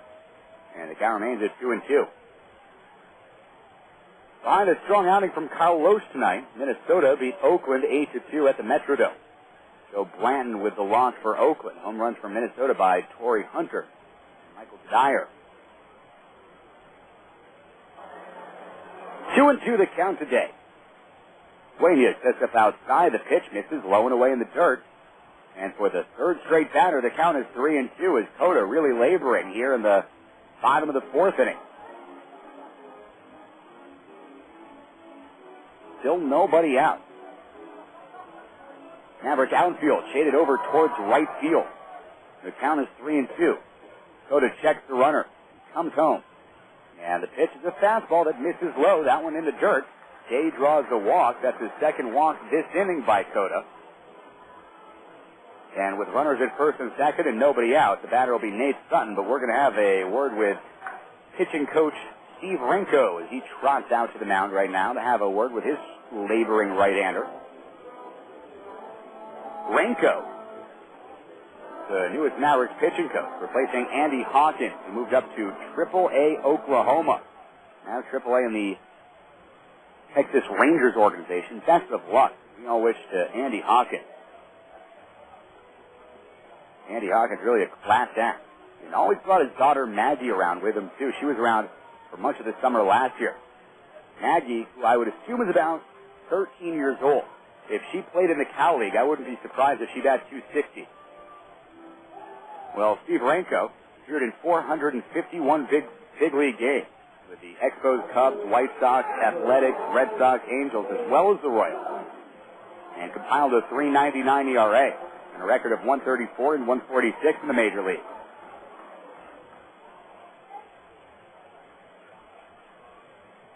Batting from the left side, Nate Sutton. Open stance as Coda steps off the mound. Nobody out, runners at 1st and 2nd. In a game that has begun to labor here at the epicenter. 3-0 Quakes. Coda open for a ground ball to one of his infielders. He steps off the mound again and looks back towards second base. And getting back to the bag is Cody Fuller, who had taken a large lead. Third baseman Ed Lucas in on the grass. First baseman Mike Stadolka is not holding on day at first. Playing rather far back. Next pitch showing bunt is Sutton. He pulls back as the pitch misses low. And the count now 1 ball and no strikes to the Quake second baseman.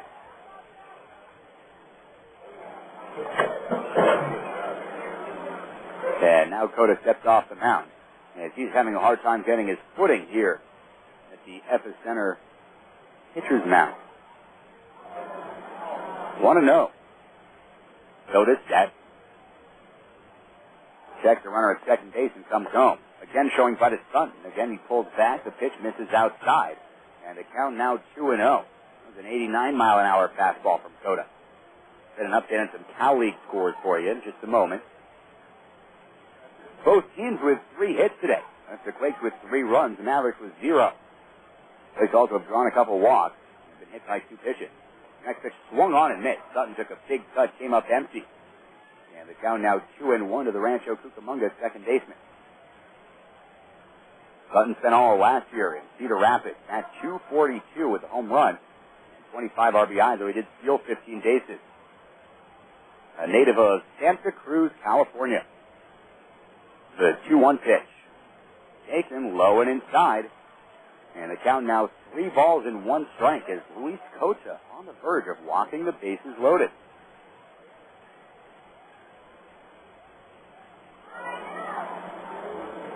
He has his sign from Dwayne Young. The 3-1 pitch just catches the corner, and the count now 3-2 to Nate Sutton. That 91 fastball was perhaps the best located pitch of this evening out of any of Luis Cota's offerings. And once again, believe it or not, the count's 3-2 for the fourth straight batter. Cota checks the runner. The full count pitch is fouled back against the screen. Count remains 3-2. The Rancho batter struck out 11 times in each of the first 2 games of this series. But last night, well, they added 7 more strikeouts last night. So 29 strikeouts coming into this game tonight. But the Quakes doing a good job of working the count and battling. And there are 2 strikes against them. And we'll do it all over again as Cota steps off the mound. And once again, in minor league baseball, there is a rule that if a pitcher throws a 30-pitch inning, Duenas goes out and has a word with Cota. If a pitcher labors and throws 30 pitches in 1 inning, he can only work 1 more inning that game. And that came into effect Sunday afternoon back in Adelanto as Danny Christensen labored in the 3rd. It had to be removed after the 4th, even though he had settled down in that 4th inning and got the 66ers 1-2-3. Danny Christensen will be the starter tomorrow night at Mavericks Stadium. Going up against the 66ers, Sean Nottingham, same exact pitching matchup from last Sunday at the Mavs. Once again, the 3-2 pitch is on the way, but it's actually a throw down to second base. Quick tag, not in time, as Fuller dives back to the bag. Good job by Falu, though, sneaking back to the base without Fuller noticing. Cota just a little bit too slow on the draw a little bit to get back to his shortstop. A good throw could have possibly gotten the runner. The 3-2 pitch again is grounded up the middle. That's going to be caught by Falu, picks it up, can't handle it. And everybody's safe. That's a base hit all the way. Falu dove to his left and kept the runner on third base as he kept the ball in the infield.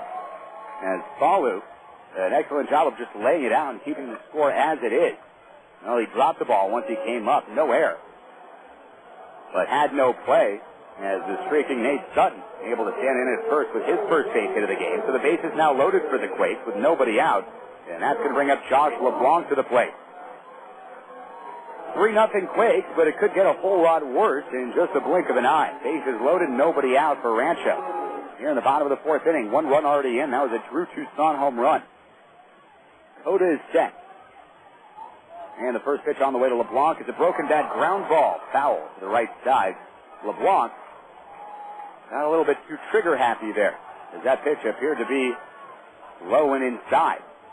And he helped the pitcher out by going after a ball. And the count now 0-1 to the Rancho center fielder. LeBlanc so far today 0 for 2. Got caught looking back in the 1st.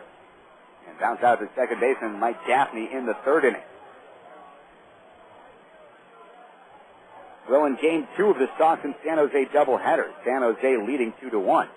Of course, it was San Jose 7 and Stockton 3 in the earlier game. Next pitch misses inside, and the count evened up at 1. Well, Bakersfield held on. They beat Visalia 3-1 in the first game of their doubleheader. Now tied 1-1 in the bottom of the 3rd inning in Game 2. Modesto beating Lake Elsinore 1-0. That game in the 4th inning up at John Thurman Field in Modesto. Next pitch fouled away to the left side and out of play. And the count now 1-2 to Josh LeBlanc. Hopefully this time, though, Cota can make mincemeat of the center fielder before he has to go to a 3-ball count against the left-handed hitting speedster out of Houston, Texas, Josh LeBlanc. The 1-2 pitch. Swung on and missed. And that was a nasty slider, not the best-looking swing from LeBlanc. And Cota gets what he needed most in that situation, a strikeout. Of course, a double play would have been nice, too. But the runners will stay. Bases still loaded. And with 1 out now, the batter's going to be Freddy Sandoval. Look out now. He had 2 home runs last night. And is 1 for 2 with a stolen base so far tonight. Quakes actually 2 for 2 stealing bases tonight against Tommy Duenas. So Duenas threw out both base runners that tried to steal against him in Monday night's opener. Cota working from the stretch is set. The first pitch on the way to Sandoval is taken. Now 1 for a strike, and the count now 0-1 for the Rancho third baseman. That pitch up to 92 miles an hour, which has been about as high as Cota has been working today. Fuller on third, Jay on second base. They both came aboard via the walk. Sutton on first base. He singled. And the 0-1 pitch misses outside. The count now evened up at 1-1 as Michael Collins stands in on deck. Sandoval last night 2 for 5 with a pair of home runs and 4 RBIs for the Quakes.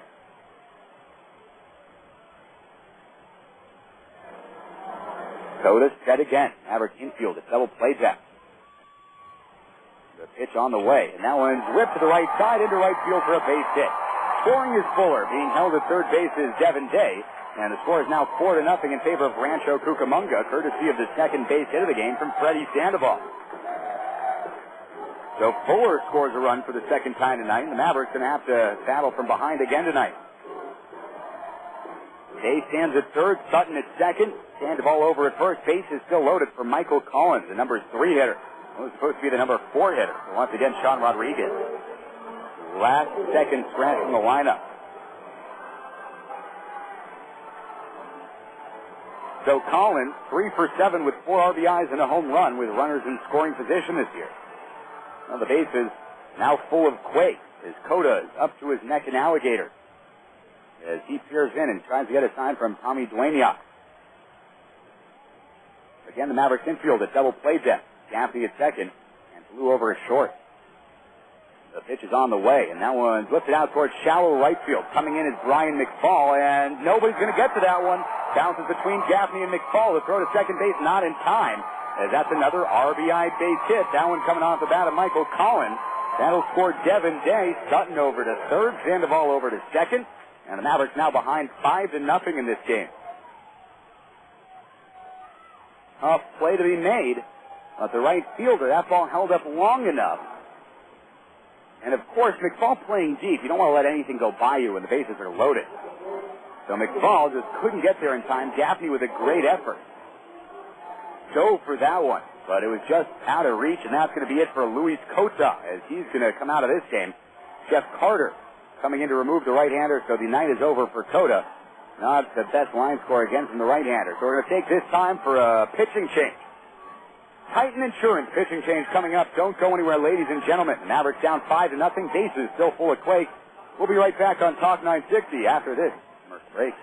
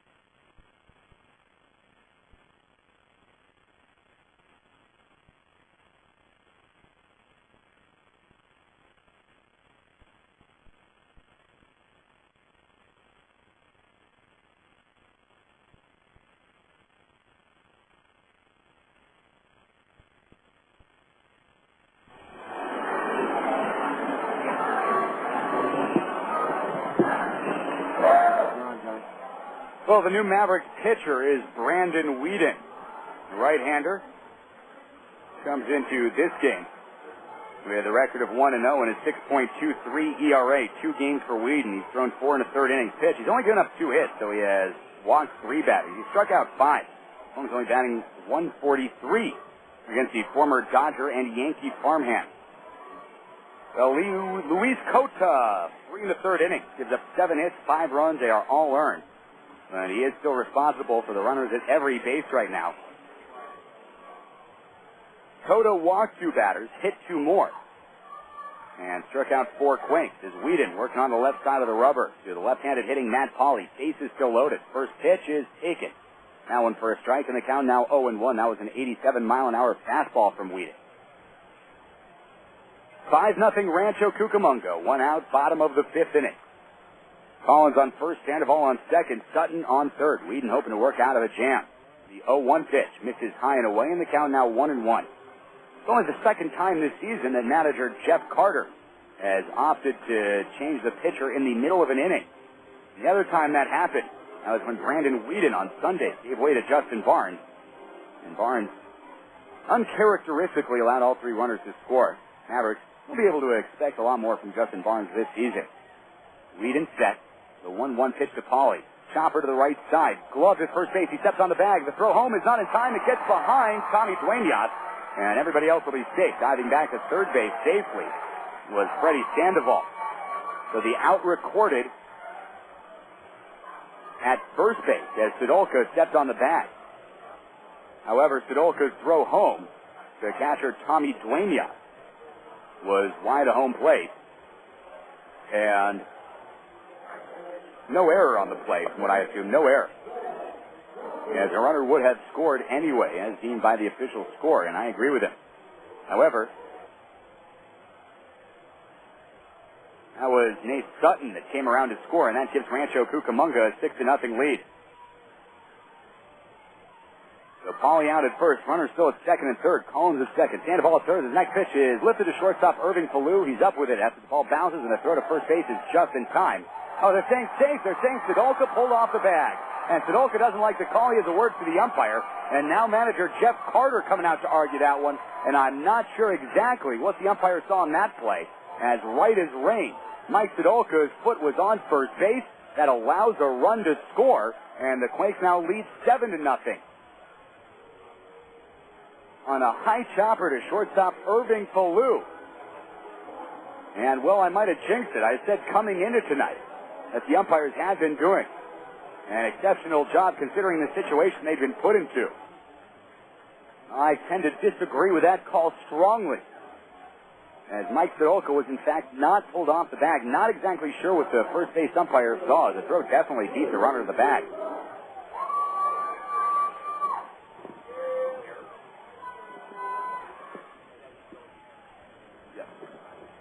First pitch misses low to Drew Toussaint.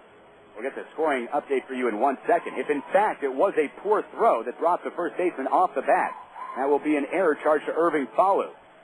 And an unearned run charged to Luis Cota. The next pitch misses low and away. And that one's taken for a ball, and the count now 2-0 to Drew Toussaint, who is now stepping up for the second time this inning.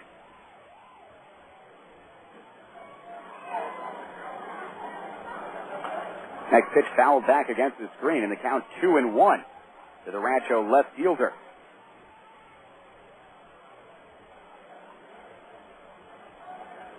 So Drew Toussaint, the batter, he homered to start this inning off, and it's only gone from bad to worse for the Mavericks, who now trail 8-0. Mavericks' losses this season have been quite lopsided. 9-0 to Inland Empire. Last night's 12-3 loss to Rancho. The 2-1 pitch misses high and in. And the count now 3 balls and 1 strike to Drew Toussaint. Runner on first base. As Collins also came around to score, the Mavericks were arguing the call. The 3-1 pitch is on the way, and that one's right down the heart of Broadway. The count now 3-2 to Drew Toussaint. 10th Rancho batter to step to the plate this inning is Brandon Whedon. Trying to get the Mavericks back into the dugout. The runner going on the 3-2 pitch, swung on and missed, and that'll take care of the Rancho Cucamonga Quakes. They, however, scored 6 times in the bottom of the 4th inning. That was the longest inning against the Mavericks this season. Those 6 runs coming on 5 hits. We think there's 1 error and 1 man left on base. We'll get right back to you after this commercial break. Don't go anywhere, ladies and gentlemen. Mavericks Facts coming up right after this commercial break.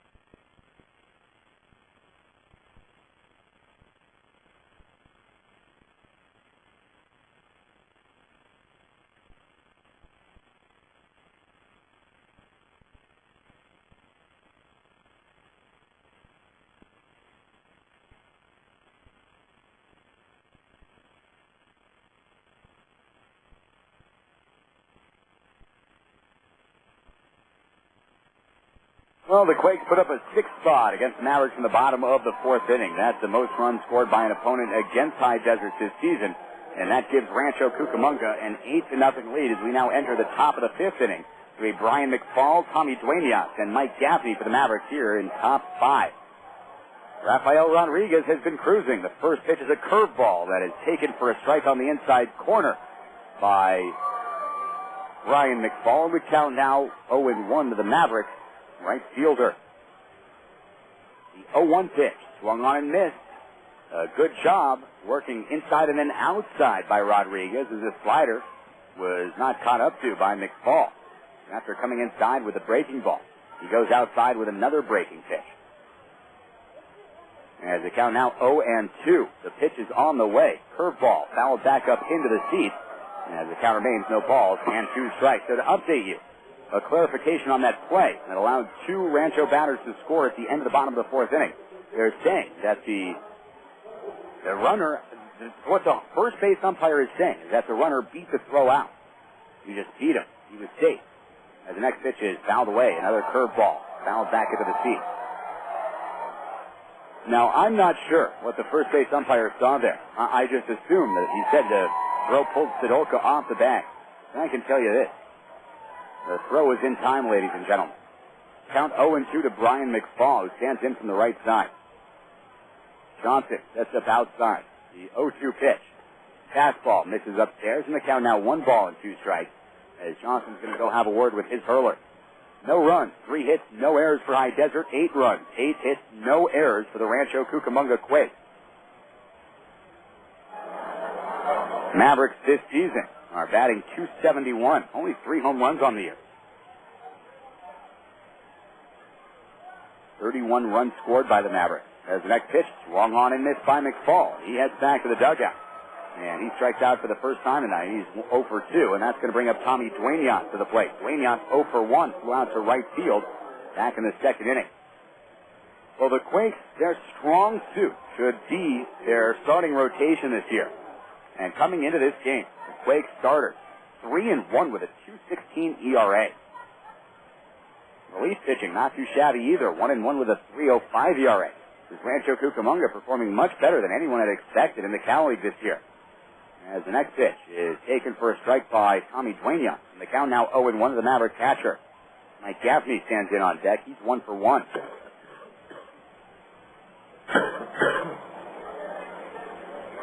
Rodriguez has a sign in the 0-1 pitch. Misses up and in, and the count now evened up at 1 ball and 1 strike.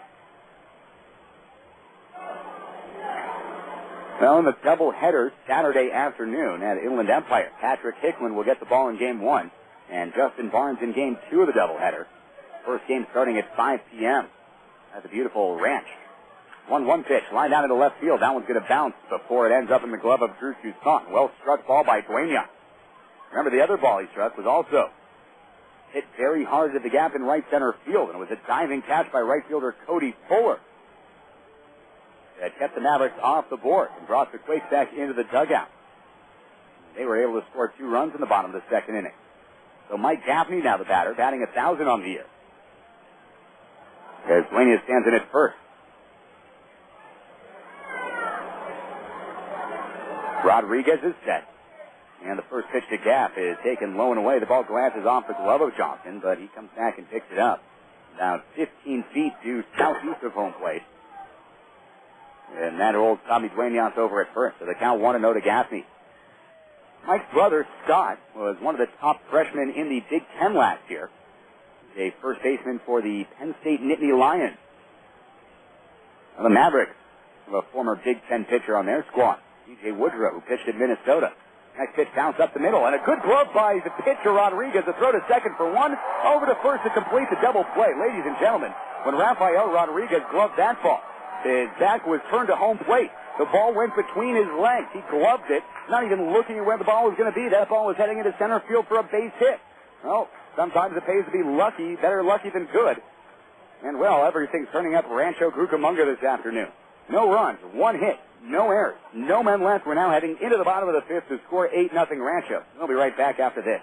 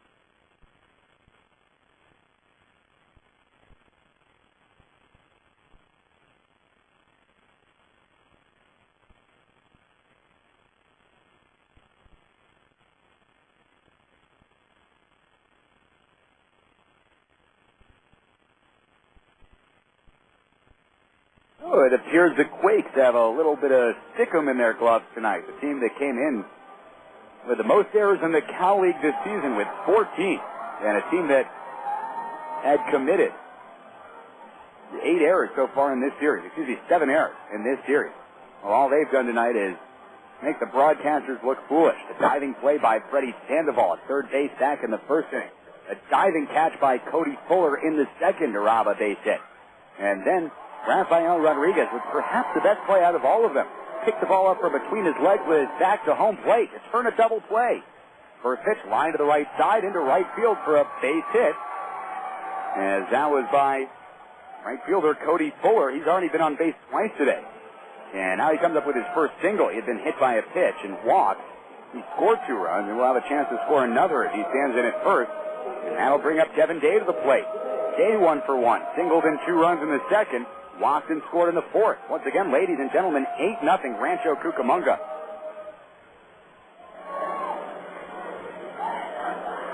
Whedon set. And the pitch is on the way. That's a fastball taken for a strike by Day. And the count now 0-1 to the Rancho Cucamonga shortstop. So Luis Cota, went 3 in the third inning, gave up 8 runs. They were all earned. A second 4 start in a row from the right-hander. The next pitch is a curveball, swung on and missed by Day. And the count now 0-2. Mavericks not doing a good job this season with the inherited runners. The only 2 times the Mavericks have made pitching changes in the middle of the inning, when the bases were loaded. And both times, all 3 runners on the base paths came around to score. The 0-2 pitch is a curveball that misses in the dirt, and the count now 1-2 to Kevin Day. Back to the Major League scores. The Dodgers beat the Pirates today in Pittsburgh to salvage a 4-game series split. Derek Lowe with the win. Oliver Perez the loss. Cody Ross for the Dodgers. 2 home runs, including a grand slam at 7 RBIs. Olmedo Science also went deep for L.A.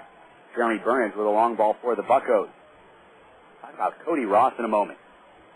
The count is 1-2 to Kevin Day. Whedon sets the pitch on the way, and that one is a called strike 3 on the inside corner. Day goes back to the dugout. Got caught looking. And with 1 out, the batter will be Nate Sutton. So Cody Ross, it had been reported in the L.A. Times 3 days ago that he was on the verge of being designated for assignment with the impending activation of center fielder Kenny Lofton from the disabled list.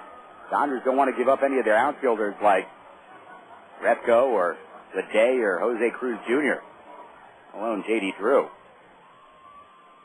So they have to put Ross somewhere as the first pitch is taken for a ball by Nate Sutton. The count now 1-0. Well, Ross is out of minor league option, meaning that if the Dodgers wanted to send him to the minor leagues, he'd have to clear waivers. Let me tell you, that's not going to happen, especially when you come up with 2 home runs and 7 RBIs in a game. 1-0 pitch, swung on and missed. That was a good fastball by Whedon, and that evens the count up at 1-1. Well, Ross, who I had the pleasure of working with, we were both with the Las Vegas 51s 2 years ago. An avid golfer. The 1-1 pitch. Taken for a strike on the outside corner, and the count now 1-2 to Sutton. Ross from eastern New Mexico, about the same area of New Mexico the Maverick relief pitcher Gabe Hoyos is from. The 1-2 pitch is a curveball that misses low and in, and the count now evened up 2-2 to Sutton. Well, this be the last week of Cody Ross's Dodger tenure. We wish him the best of luck. He won't need it. He'll catch on and do fine somewhere. Boy, he is a cannon in the outfield. 2-2 pitch to Sutton. Just misses inside, and the count now full to the Rancho Cucamonga second baseman. 8-0 Rancho leading this game. 6 runs in the bottom of the 4th inning. Drew Toussaint led off that inning with a home run to left field. That was followed by consecutive walks to Cody Fuller and Devin Day. The 3-2 pitch fouled away to the left side out of play. Count remains full. Following those 2 walks, Nate Sutton singled to load the bases. Josh LeBlanc struck out. Freddy Sandoval singled in a run. Collins then singled in 2 more. Matt Pauley scored on an RBI ground out to Mike Sidolka. And Johnson singled in another run. The next pitch lifted to the right-left side, but just out of the reach of third baseman Ed Lucas, who ran out of real estate next to the wall adjacent to the Rancho Cucamonga dugout. So once again, 3-2, and I don't mean to sound like a broken record, folks, But the Quakes doing an excellent job of batting with a full count today. Able to fight off all the pitches that they don't like, waiting for the ones that they do like.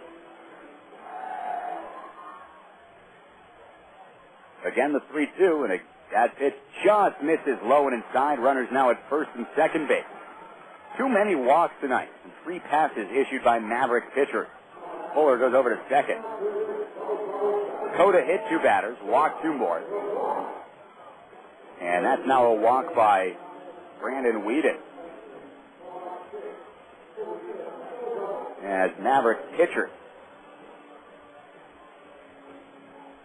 have now walked or hit 5 Quakes batters. We're only in the 5th inning. First pitch misses upstairs to Josh LeBlanc. The count now 1-0 to the Rancho Cucamonga center fielder. LeBlanc 0 for 3 so far tonight. The 1-0 pitch. Broken back grounder to the right side. That one bounces foul, however. And it looks like LeBlanc going to head back to the dugout. Get a new piece of wood. Toronto beat Boston today, 8-6. Ted Lilly over Matt Clement. B.J. Ryan, his 3rd save of the year. Vernon Wells went deep for Toronto. And David Ortiz went yard for Boston. Last-ditch effort by the Boston Red Sox in that game. They scored 5 runs over the final 2 innings to turn that game into, from what once was a laugher, into a squeaker. 1-1 to LeBlanc. Runners at first and second, 1 out to the Quakes in the bottom of the 5th. The pitch on the way. That's a ground ball to the right side. Backhanded by Sadolka. His only play is the first base, and he wins the foot race against Josh LeBlanc. So LeBlanc retired, and that'll move Fuller over to 3rd and Sutton over to 2nd. 2 outs now, and that's going to bring up Freddy Sandoval to the plate. He's 2 for 3 tonight. And came up and scored a run as well in the 4th inning. The Phillies beat the Braves today, 7-6. It was Gavin Floyd over Kyle Davies, with Tom Gordon notching the save. Jimmy Rollins, Bobby Abreu with home runs for Philly, as well as 2 from Chase Utley. Jeff Francoeur with 2 for the Atlanta Braves, his first 2 of the season. The Mavericks, over the past 14 innings, have now been outscored 20-3 by this Rancho Cucamonga ball club. The first pitch is on the way, and that one's taken for a ball by Freddy Sandoval. The count now 1-0. It's also interesting to report that the 2006 Mavericks have also started in identical fashion to the 2005 Mavericks, winning their first game, losing their second, winning their next 3, before losing again. The 1-0 taken low for a ball, and the count now 2-0. Duenas goes out and has a word with his pitcher. Well, we're now in that 7th game of the year. How did the 2005 Mavericks fare? Well, they lost. That was one of the more memorable losses back in 2005. You remember that 17-11 loss to Inland Empire back at Maverick Stadium? That was a game that Billy Butler hit 2 home runs, but also committed 3 errors at third base, 2 errors on the same play. That came up at about 3 hours and 40 minutes, if I remember correctly. The 2-0 pitch is taken for a strike. And the count now 2-1 after Whedon able to connect with that fastball. 8-0 Rancho, 2 outs. Runners at second and third. Next pitch swung on and missed by Sandoval, and the count evened up. Juice is wild. 2 balls, 2 strikes, 2 outs. Standing in on deck, Australian Michael Collins.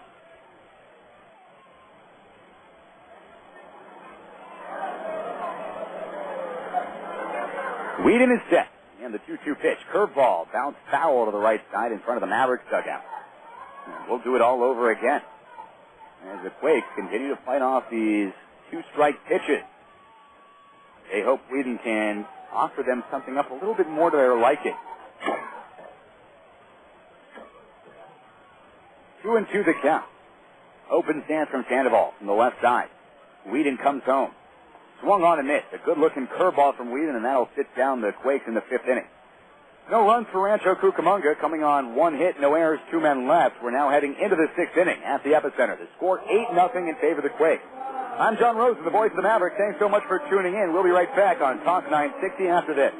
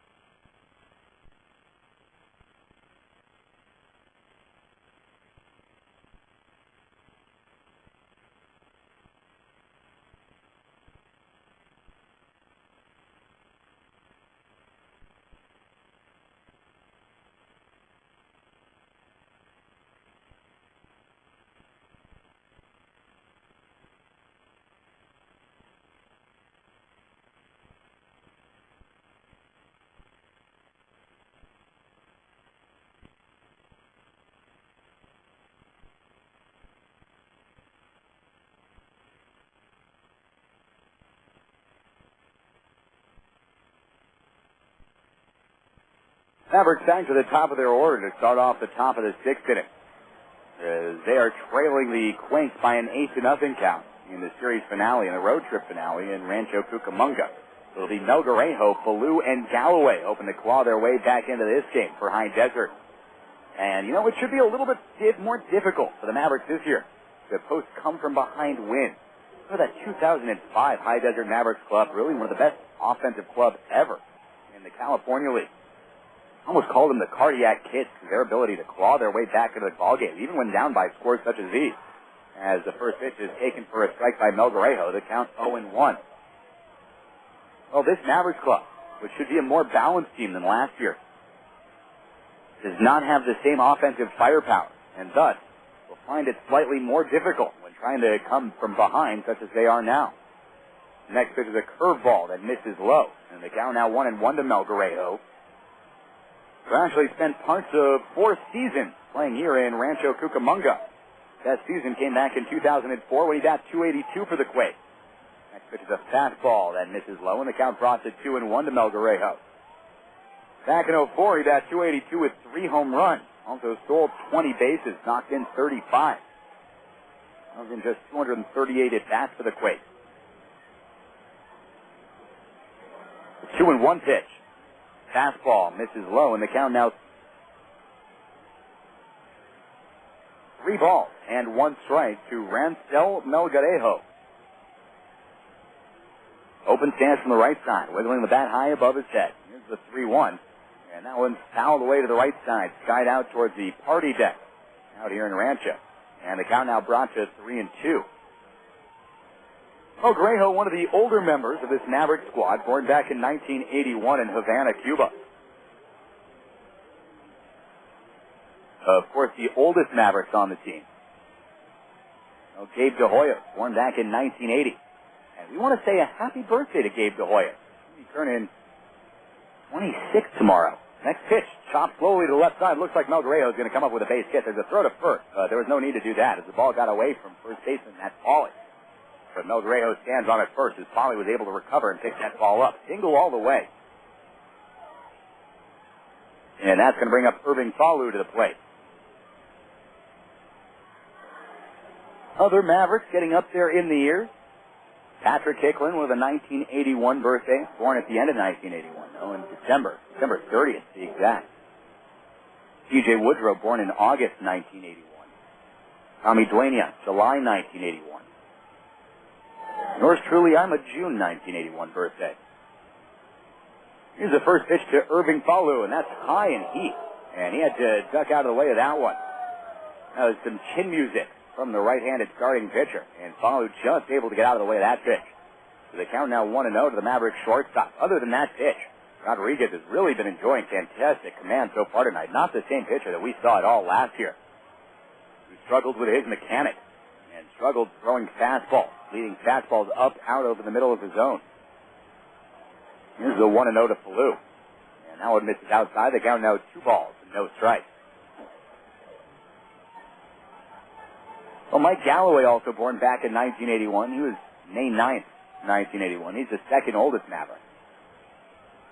The 2-0 to Falu. And that one just taken outside for a ball. So the count now 3-0 to the Mavericks shortstop. Melgarejo on first with an infield single. Nobody out, 3-0 to Falu. Mavericks down 8-0 in the top of the 6th. The 3-0 pitch is taken for a strike, and the count now 3 balls and 1 strike on the Mavericks infielder.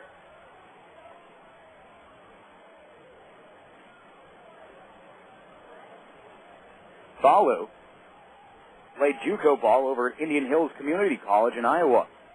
As he takes another pitch for a strike, and the count now brought to 3 balls and 2 strikes against the Mavericks switch-hitting infielder, Irving Falu. One of the 3 Rodriguezes on this Rancho roster, Rafael, has his sign. The right-hander deals. He pitches down to the right side. Slow roller. Sutton, his only play is the first. A sidearm throw will retire the Mavericks infielder. And Falu heads back to the dugout as Melgarejo moves over to second. And with a runner on second base and 1 out, the batter will be Mike Galloway. Galloway 0 for 1 in this contest. Struck out swinging in the 4th inning. And that was after he drew a walk in the 1st.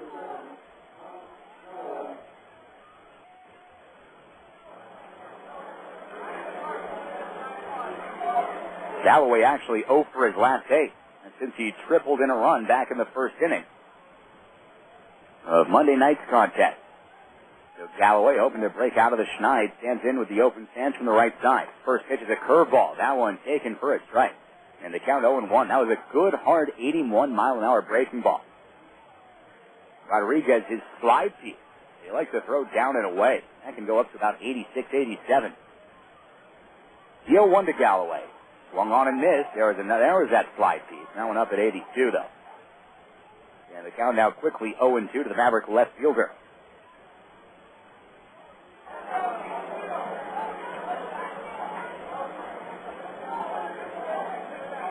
Galloway came in with a .421 batting average. That was 5th best in the league as he fouls one line drive over to the right side into the party zone, and the count remains at no balls and 2 strikes. Galloway also came into this game with a .500 on-base percentage.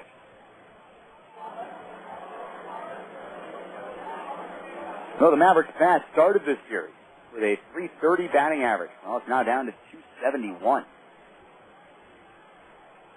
Yeah, they trail this game 8-0. The 0-2 pitch misses upstairs, and the count now 1 ball and 2 strikes. Mavericks arms coming into this game at an ERA of 5.43, and that ERA about to go up. Starters this year for the Mavericks at an ERA of 6.58, relievers 4.67. That'll come down with due time. The 1-2 pitch to Galloway. Swung on and missed. That was a fastball that retired him. And with 2 outs and a runner still on second base, the batter is going to be Rusty Brown. So Mel Guerrero only the second Maverick to reach second base tonight. And so far tonight with the runner in scoring position.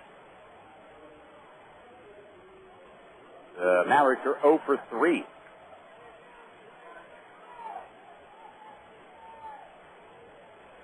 Rusty Brown 1 for 2 in this game. Struck out in the first and singled in the 4th inning. The first pitch is on the way. That's a fastball taken for a strike on the outside corner. And the count now 0-1 to Rusty Brown. Rodriguez set again. And Johnson sets up right down the middle. The 0-1 pitch. It popped up to the right side. To shallow right field. Coming in is Cody Fuller. He looks up into the nighttime sky, puts it away. The Mavericks have been held scoreless for the first 6 innings of this game. No runs, a leadoff hit, no errors, a man left. Now heading into the bottom of the 6th in Rancho Cucamonga, the score 8-0 Quakes. Don't go anywhere. We'll be right back after this commercial break.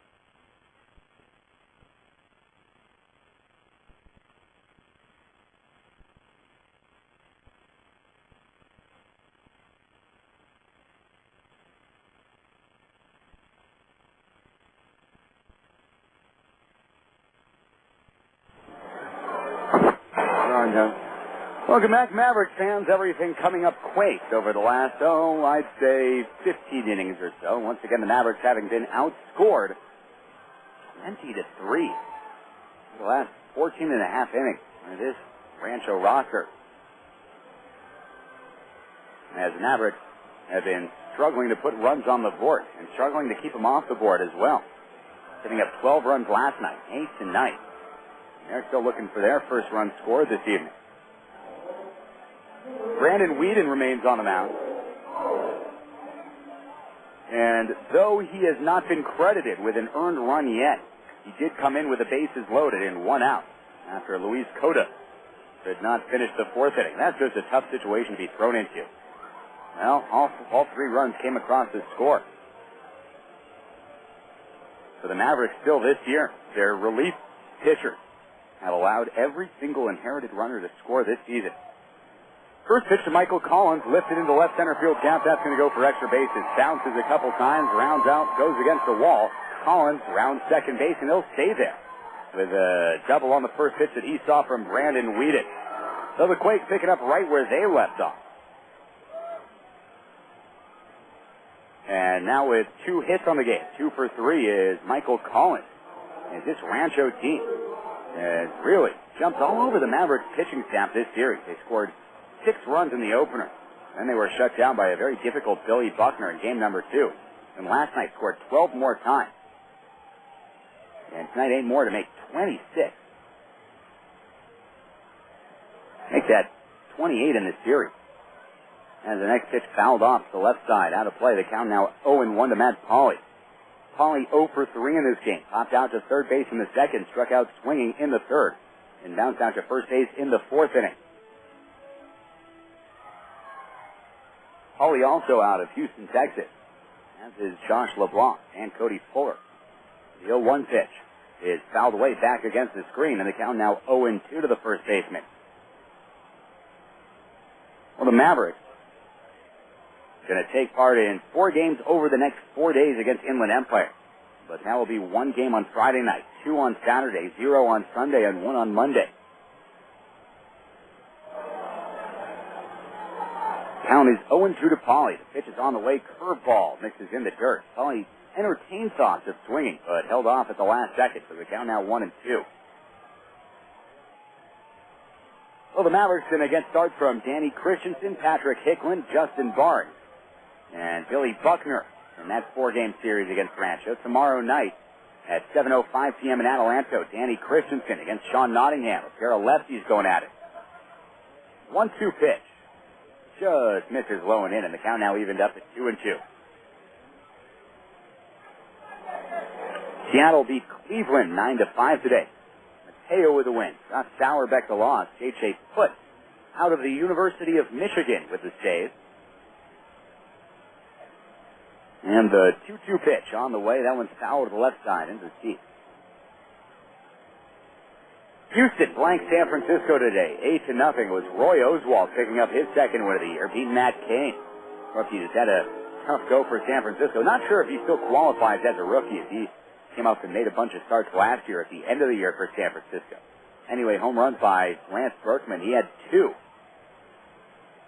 The 2-2 pitch to Pauley. Curveball bounced foul to the right side, and once again, the Quakes continue to stay alive.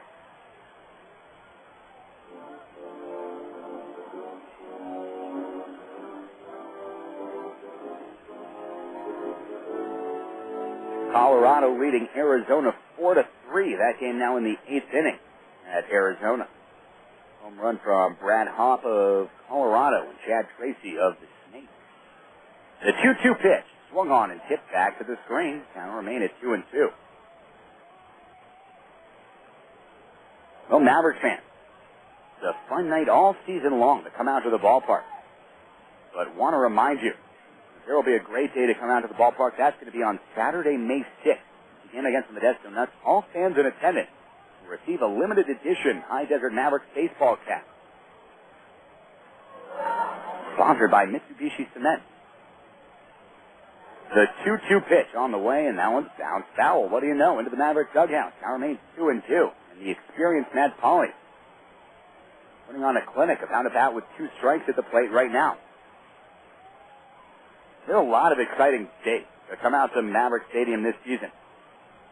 Always, the Mavericks among the leaders in the Cal League in terms of the numbers of promotions that they have.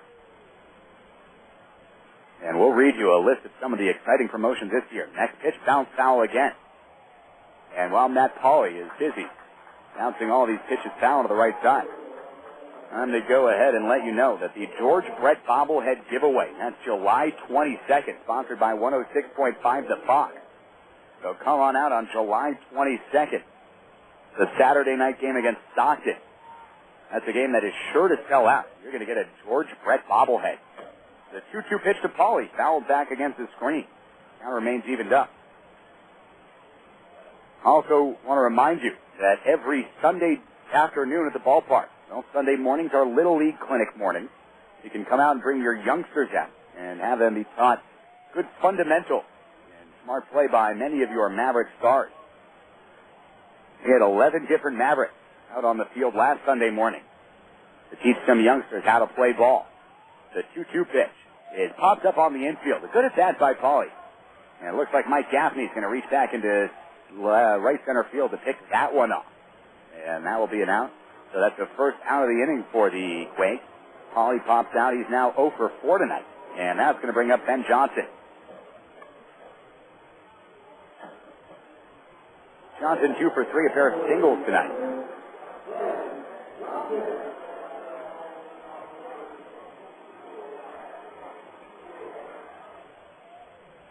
Mavericks starting pitching recently has not been their strongest point, with the exception of Billy Buckner. Buckner, the only starter on the Mavericks roster to come up with a win this year. Broken bat, and the barrel of the bat flies into the seat as the ball bounces foul. I should say trickles foul down the first baseline. Well, luckily, no one hurt down the right field line, as most of Ben Johnson's bat will be taken home by a lucky souvenir, by a lucky fan tonight. Well, Coda still has not received a run of support this season. The Mavericks were blanked 9-0 in Coda's other start this year. Now they're losing 8-0. High Desert back. Well, maybe a trip back to Adelanto will be all they need to wake up.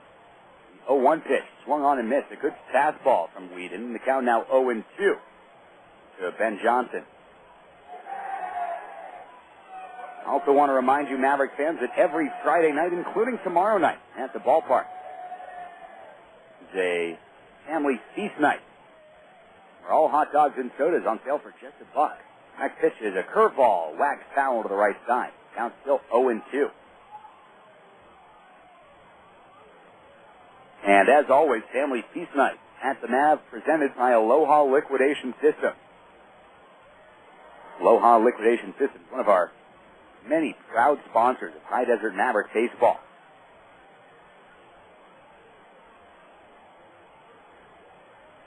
Whedon set, working to Johnson. The count is 0-2. The right-hander delivers. And that pitch is a fastball that misses upstairs. The count now 1 ball and 2 strikes. As we're going to update you with some Cal League scores now.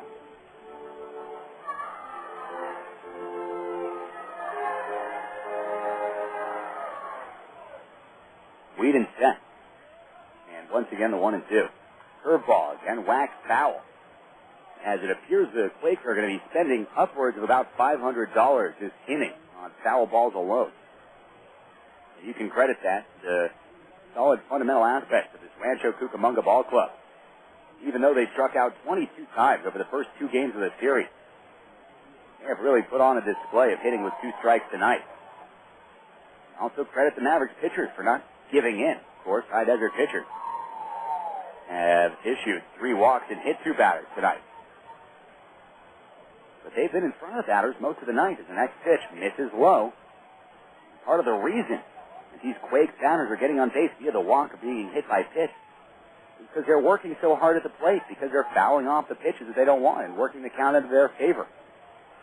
So this Rancho Cucamonga lineup should be a much more solid lineup than most people had anticipated coming into the season. The 2-2 hits softly to left side. Lucas takes it with a lot of backspin on one hop to throw in time to first. Staying at second base is Michael Collins. So Johnson retired. That's the second out at the bottom of the 6th inning, and that's going to bring up Drew Toussaint to the plate. In a game, the Quakes lead 8-0.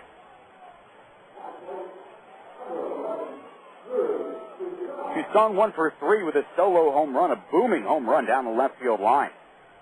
Well out of the ballpark. Well, he stands in from the right side and hopes to pick up the runner on second base in Michael Collins. Whedon working on the left side of the mound. Delivers the first pitch.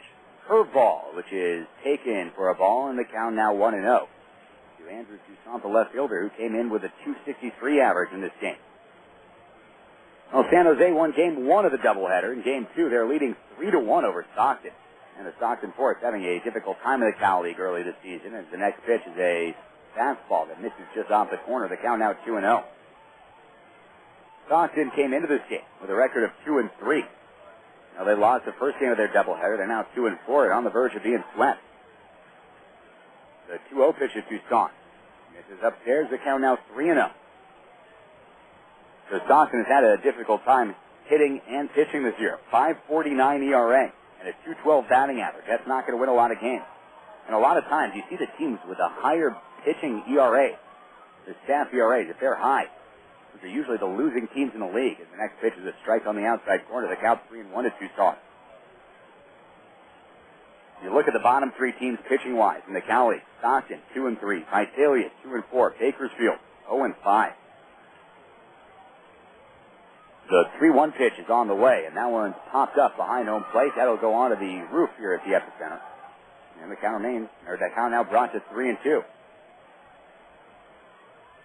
Well, Bakersfield won Game 1, and they're all tied up now in the 7th inning in Game 2, 3-3. Bakersfield hoping to sweep Visalia for their first 2 wins of the season.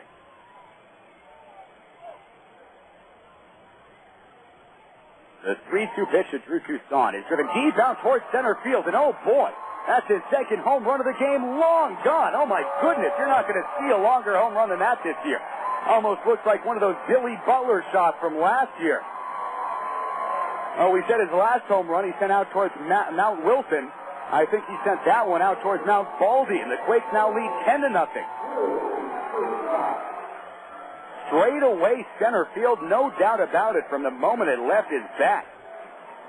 That one had to be upwards of about 450 feet, 475 feet maybe. As that one bested Brian McFall's home run from last night. And this one has turned into another laugher. 10-0, Rancho Cucamonga in the bottom of the 6th. The batter now is Cody Fuller as he takes the first pitch for a ball. That's a strike. It's called a strike. The count now 0-1 on a delayed reaction from the umpire. Next pitch is a bender taken low for a ball, and the count now evened up at 1 ball and 1 strike.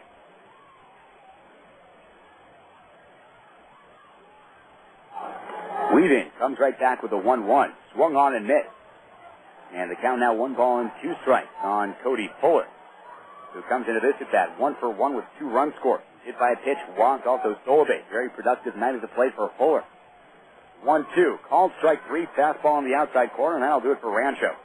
However, it's the second night in a row that the Quakes have come up with a 2-home run game from a member of their lineup. This night is Andrew Toussaint after Freddy Sandoval was a hero last night. So 2 runs for the Quakes in the 6th, coming on 2 hits, no errors, no men left. Heading into the 7th inning, 10-0, Rancho Cucamonga. Don't go anywhere, ladies and gentlemen. We'll be right back after this commercial break.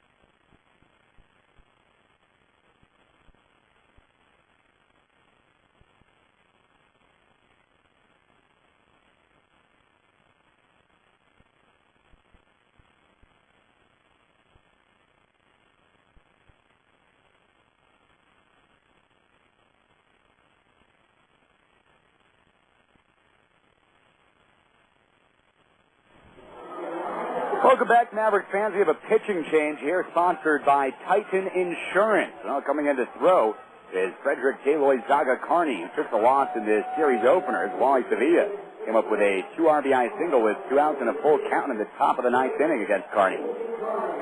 Well, Rafael Rodriguez, another breezy night here against the Mavericks lineup. He went 6 innings, did not give up a run, surrendered 5 hits, did not walk a batter, struck out 7. So far, through 12 innings in the Cal League this year, Rafael Rodriguez, 12 shutout innings. He's only given up 9 hits. He still hasn't walked anyone yet this season, and he struck out 14. So terrific numbers from the right-hander as Frederick Zaga Carney comes in to throw. And for the Mavericks, they'll send up Ed Lucas, Mike Sidolka, and Brian McFall to the plate. Ed Lucas batting from the right side. So far today, he's 0 for 2. Flew out to Cody Fuller a pair of times. As Carney delivers the first pitch, and that one is taken for a strike on the inside corner. The count now 0-1.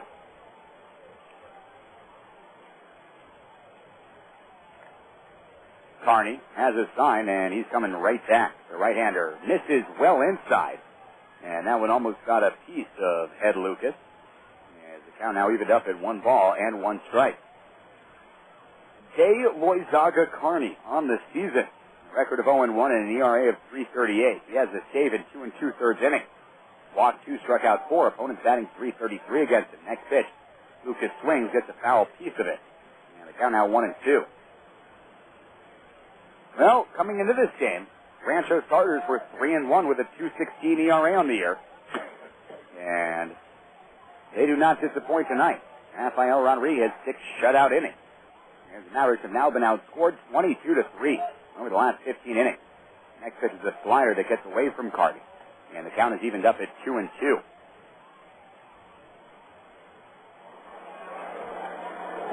Carney out of Norwalk, Connecticut, had a rough go in the Cal League last year, 1-1 with an 8.91 ERA. Next pitch is a chopper to the left side, ranging into the hole and picking up with his backhand is Day. The throw over to first base is in time. Well, if in the 4th inning, Ben Johnson was able to reach on that infield single, and he was called safe at first base. I'm not sure why Ed Lucas should be called out there. They both appear to be out by about a half a step. Well, Lucas not getting the call. And with 1 out, the batter's going to be Mike Sidolka. Sidolka 1 for 2 today. Singled in the 2nd, bounced out to first base in the 4th inning. He's hitting from the left side. As the first pitch is on the way, that one is taken low for a ball. And the count now 1-0. Of course, the Cal League this year is not going to see the same caliber hitting that it did last year, so many of the pitchers in this league can take a big breath of relief. As the next pitch misses low to Sidolka.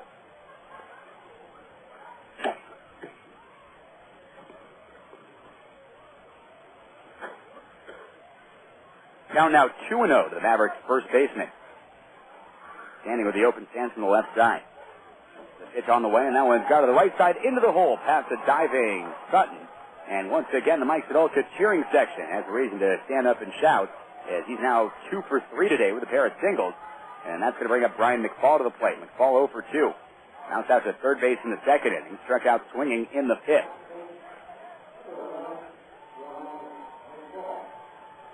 McFall, though, he's a professional. He'll be able to make the adjustment.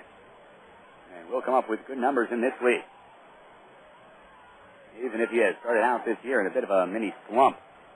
Still plenty of season to be played. As Carney delivers the first pitch, and that's a chopper to the left side. Charging the ball is Day. His play is going to be to first base. The throw is in time to beat McFall. So 2 outs now for the Mavericks, and moving over to second base is Mike Sidolka. And that's going to bring up Tommy Dueñas to the plate. Dueñas 1 for 2. Flew out to right field. I shouldn't say flew out. He smacked the ball to the gap in right center field, but was robbed as Cody Fuller made an extended diving grab that saved a run. That ended the 2nd inning. Dueñas also singled in the 5th. One of 6 Mavericks base hits on the night. The runner on second base, 2 outs. And Dueñas hoping to come up with the first Mavericks RBI of the evening. The pitch is on the way, and the first pitch is taken for a strike on the inside corner. The count now 0-1 to the Mavericks backstop. 10-0 Rancho Cucamonga. Another laugher the second day in a row. The Quakes have really laid it on thick to high desert.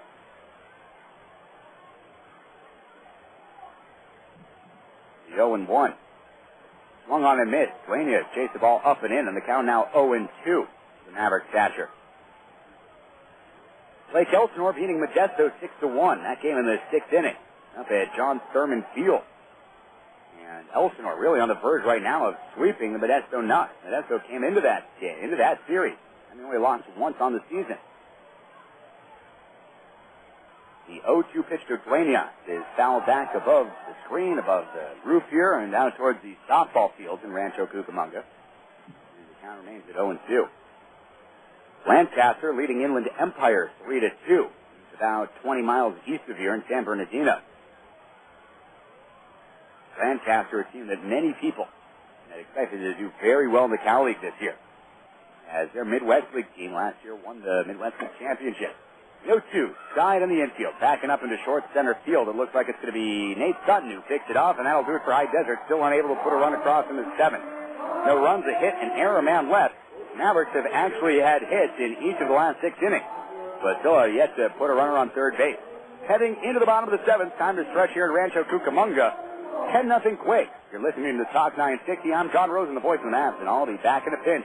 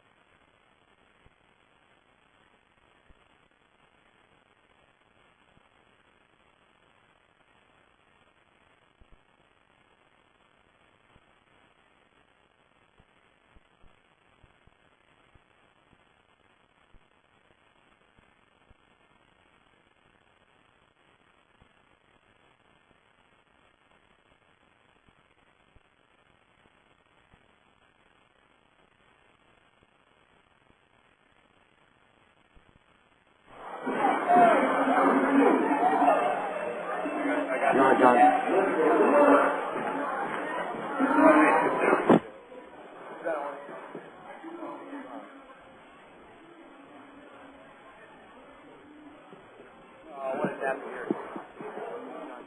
Welcome back, Mavericks fans.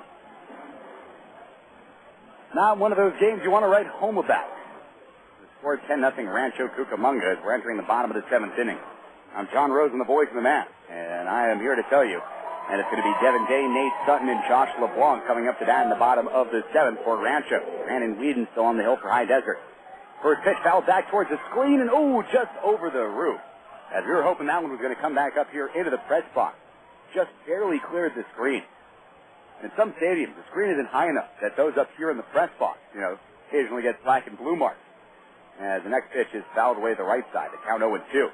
Now, I remember last year I was at Arrowhead Credit Union Park in San Bernardino. Tim, you were there, right?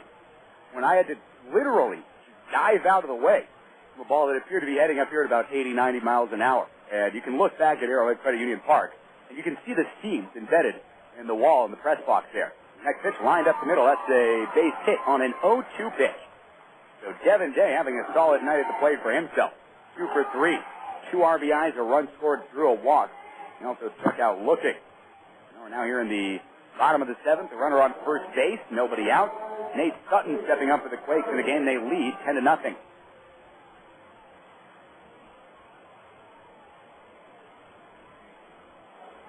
Sutton batting from the left side as Mavericks infield. It's a double play test. First pitch from Whedon is taken for a strike, and the count now 0-1 after the 86-mile-an-hour fastball. Looks like Nate Moore is starting to get loose for High Desert. Now the Mavericks bullpen. The 0-1 misses well outside. Duenas can't handle it, sliding on down to second base easily is Devin Day. And that's going to be a pass ball. It's a tough play for Duenas to make, but it was still a ball he could have had as it glanced off the end of his glove while he was standing up. And with a count 1-1 and a runner on second base, Nate Sutton hopes to pick up the runner in scoring position.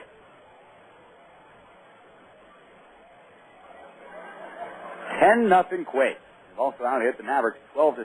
Neither team with an error in this game. Surprising because these were the two of the three worst defensive teams, at least according to the numbers of errors they made in the Cal League this year.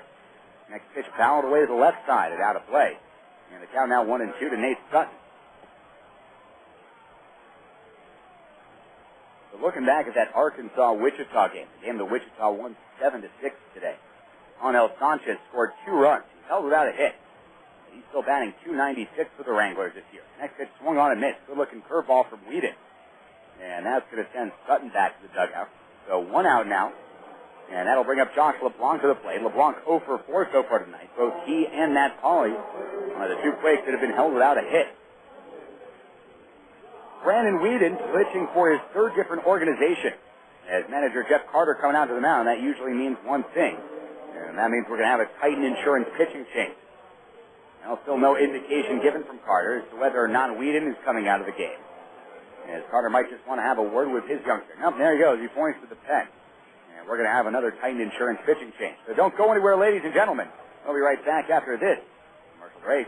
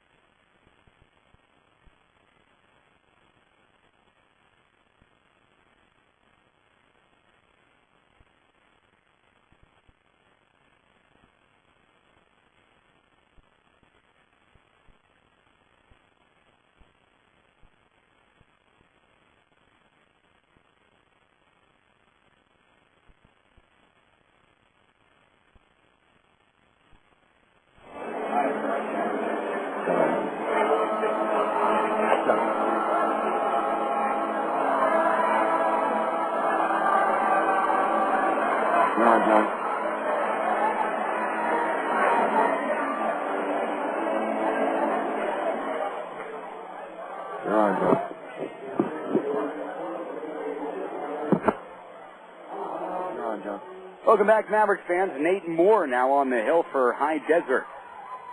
Nate Moore has had a successful go thus far in the Cal League this season. He's working to Josh LeBlanc after Brandon Whedon has left the game. The first pitch is on the way, and that's lined up the middle. That's a base hit into center field. Up with the ball is Melgarejo, and being held at third base is Devin Day. So the hit parade continues. LeBlanc now with his first hit of the game. And the first pitch that Moore throws is smacked into center field, the 13th hit of the game for Rancho. And with runners at the corners and 1 out, the batter will be Freddy Sandoval. So for the Mavericks on the season, Nate Moore has a record of 0-0 with 3.00 ERA. This is his third appearance. He has 1 save, worked 3 innings, giving up 2 hits, 1 run it was earned. Struck out 2, has not walked the batter. And the next pitch is on the way. That one misses low to Freddy Sandoval. That's called for a strike. Count now 0-1. Again, a delayed reaction by the umpire. Runners at the corners. One out as Moore is set. The pitch is on the way. And that misses high and away. They count now 1-1. 10-0 Rancho Cucamonga. And they broke it open with 6 runs in the bottom of the 4th inning. After Drew Toussaint homer to start the inning. Cody Fuller and Kevin Day drew walks. Next pitch, comebacker to Moore. Play's going to be to second base. Over to Falu. Over to the first baseman, Sadolka. That's a 1-6-3 double play, and Moore gets out of the jam. So the Quakes do not score in the 7th inning. No runs, 2 hits, no errors, 1 man left. Now heading into the 8th, the score, 10-0 Rancho. We'll be right back after this.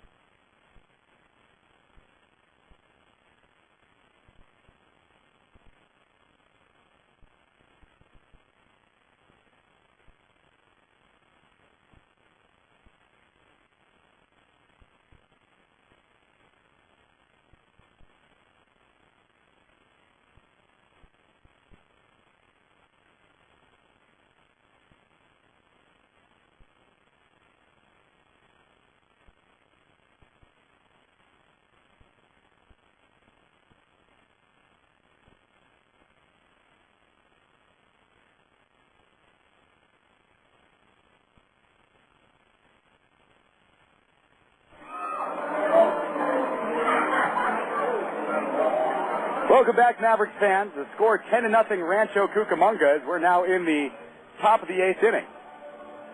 And the Mavericks hoping to at least come up with some offense in this game today, as they've been shut out by a very effective Rancho Cucamonga pitching staff.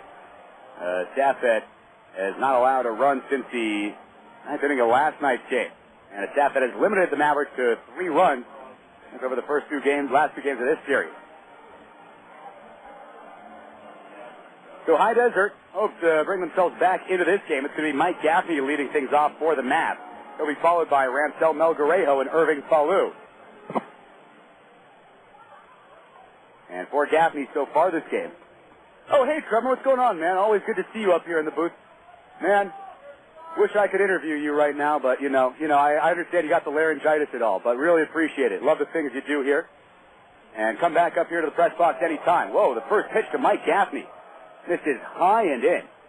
Don't think that was a purpose pitch. There's something that got away from Carney. As the count now 1-0 to the Mavericks' second baseman, and that's got to look scary. Mike Gaffney in his first game this season for the Mavericks. Came up with a single in his first at bat, then grounded into a double play. That was a really miraculously turned by Rodriguez. Next pitch misses low and away, and the count now 2 balls and no strikes. The Mavericks' number 9 hitter. Gaffney makes his off-season home out on Long Island. Next pitch swung on and missed. He goes after an 89-mile-an-hour fastball. Could not make contact. And the count now 2 balls and 1 strike on the on the High Desert second baseman. Gaffney, a very valuable infielder. Can play all 4 infield positions. The 2-1 pitch again is behind him. And again, that's up at his head. Not exactly sure what Deloy Zaga-Carney is seeing up here right now with Mike Gaffney. But 2 pitches have been thrown at the Mavericks second baseman's head. Not sure what has precipitated this. But already we might be seeing some bad blood between these 2 teams this season. Nice crowd, 2,568 here at the Epicenter. And all 2,568 of them perplexed as to why Frederick Deloy Zaga-Carney is going headhunting here. The 3-1 pitch to Gaffney is lined into left center field. That's to be at least a base hit. Gaffney rounding first base, and he is not going to stop there. Turning on the jet, trying to stretch it into a double. He tries, he's safe in at second base with a two-bagger. So Gaffney, after taking a couple pitches nearly off the noggin, shows Frederick Galois Zaga Carney who's boss. And the Mavericks, for the 7th straight inning, come up with a base hit. No runs to score for it. Show it for it, though. As Gaff stands in at second base, and that ball was really well struck. One of the hardest hit balls we've seen all evening from the Mavericks. And that's going to bring up Rancel Melgarejo to the plate. Melgarejo, 1 for 3 today. An infield single in the 6th inning. As a dribbler down the third base line. He's batting from the right side. As Carney, working from the stretch, is set. The first pitch on the way to Rancel, and that one is taken just for a ball, missing the corner. And the count now 1-0 to the Mavericks center fielder. 10-0 Rancho Cucamonga.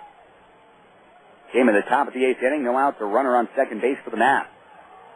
So 1-0. Strike on the outside corner.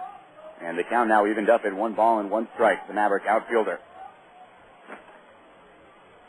No runs, 7 hits. No errors for the Mavs. 10 runs, 13 hits. No errors. I'm having to dodge some falling items up here at the press box in Rancho Cucamonga. Next pitch, a chopper up the middle. Ranging behind second base to make the play is Day. The throw low to first base, but gloved by Pauly. So out at first is Melgarejo. Gaffney moves over to third. And with 1 out and a runner at third base, the first time the Mavericks all evening tonight have put a runner at the hot corner. Now that's going to bring up Irving Falu to the plate. Falu 0 for 2 today. Struck out in the first, bunted into a double play in the 3rd inning when he popped the bunt up to first baseman Matt Pauly. Also bounced out to second base in the 6th inning. Good play by Day, moving behind the bag. Good range covered by the shortstop fill-in today. First pitch misses low and inside to Falu, and the count now 1-0 to the Mavericks shortstop. Gaffney leading off from third base, hoping to put the Mavericks on the board for the first time tonight. They trail 10-0. Carney delivers the next pitch. Now it's whacked to the right side off of the glove of the first baseman, Matt Pauly. It goes right to the second baseman, Sutton, to throw to first base. Not in time. Safe at first is Irving Falu. Good recovery by the Quakes. As Sutton moving over and is able to back up the first baseman. And that's going to go as an error. That'll be an error charged. The first baseman, Matt Pauly. Ball that was well struck. It kind of short hopped the first baseman. But a play deemed by the official scorer that a play that really should have been made. So 1 run is in as Gaffney scores on the play. As Falu stands at first base, that's the first error in the ball game. And the Mavericks now trail this one by a score of 10-1. The batter now Mike Galloway as he takes the first pitch low and away for a ball. The count now 1-0 to the Maverick left fielder.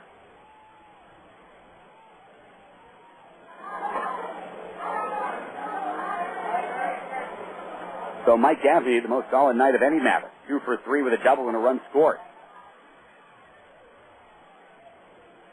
As the next pitch taken for a strike by Galloway, the count now 1-1. Carney set once more. Falu not being held on at first. As the next pitch taken for a strike on the outside corner, and the count 1-2 to the Maverick left fielder. Rusty Brown stands in on deck for the Mavs. Carney set. Johnson sets up outside, and the 1-2 pitch is a breaking pitch and misses up and away. And the count now evened up at 2 balls and 2 strikes to Mike Galloway.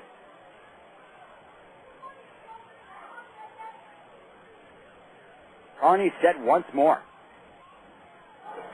And the 2-2 pitch misses low and away with a slider. So the count now 3 balls and 2 strikes to the Mavericks outfielder. Full count. In a game that is now reaching the 8th inning. Mavericks trail 10-1 though.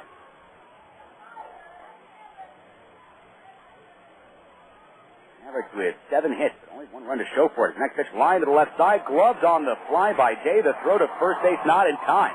Well, it was in time, but the ball dropped by Matt Pauly. As that would have doubled off Irving Falu. Let the ball drop by the first baseman. Falu back safely. And Galloway heads back to the dugout. He is 0 for 3 tonight. So with 2 outs and a runner on first base, 1 run in for the Mavs. The batter will be Rusty Brown. He's 1 for 3. His single came in the 4th inning.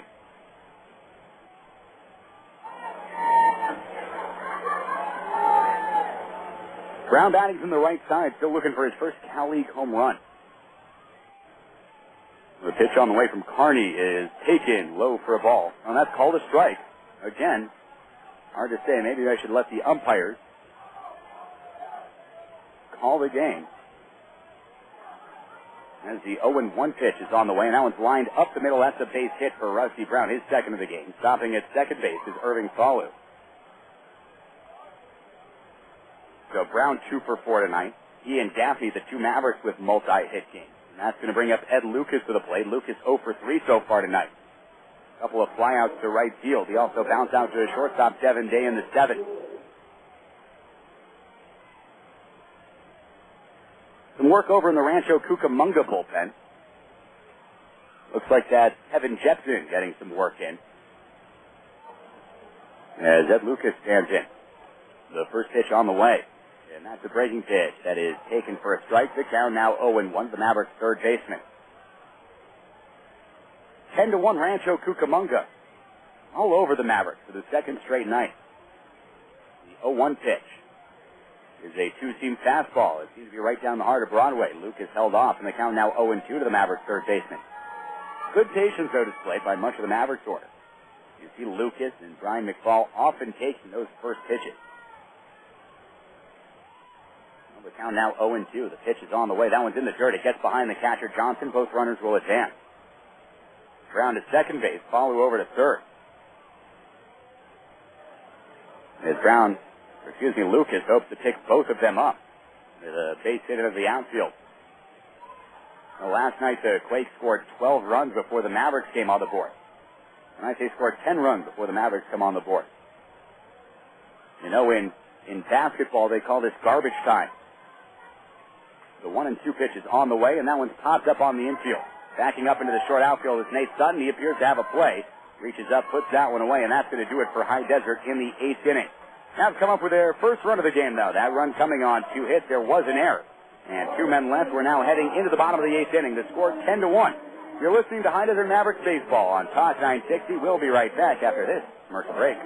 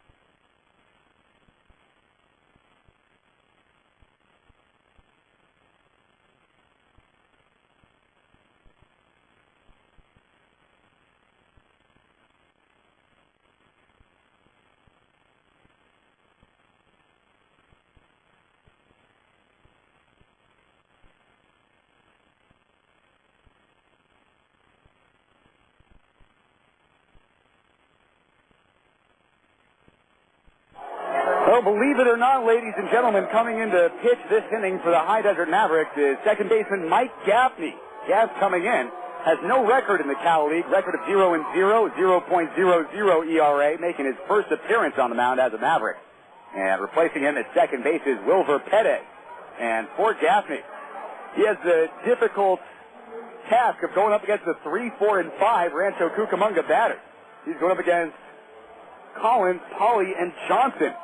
So Mike Gaffney making his debut on the mound as a minor leaguer.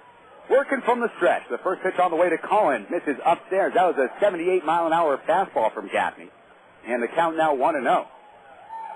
And in case of you or any of you fantasy baseballers out there, Gaffney now qualifies as a pitcher 1-0. Foul back against the screen. Looked like he took a little bit of something off of that one. And the count now evened up at 1-1. 10-1 Rancho Cucamonga. And because the Mavericks have a 4-game series against the 66ers this weekend, including a doubleheader on Saturday, Mavericks having to resort to using position players on the mound. The 1-1 pitch misses upstairs. That one up at 79 miles an hour. So the count now 2 balls and 1 strike to Michael Collins. I'd also like to remind manager Jeff Carter that I pitched in high school, and I had about a 72-mile-an-hour fastball that I could not throw for a strike. The 2-1 pitch. Strike on the outside corner. The count now 2-2 to Michael Collins. As Gaffney comes with a 78-mile-an-hour fastball. I'd also like to add, Jeff, that I had a curveball that I often left a little bit too far over the middle of the plate. I guess that's why they're going with Gaffney and not me. The 2-2 pitch. Driven out towards center field. Coming in on the ball is Rafael Rodriguez. He's going to have a play, and there's 1 down now for the Quakes here in the bottom of the 8th inning. So with 1 out, that's going to bring up Matt Pauley to the plate. Pauley 0 for 4 tonight. And right now is the only Quake to not register a hit in this game today.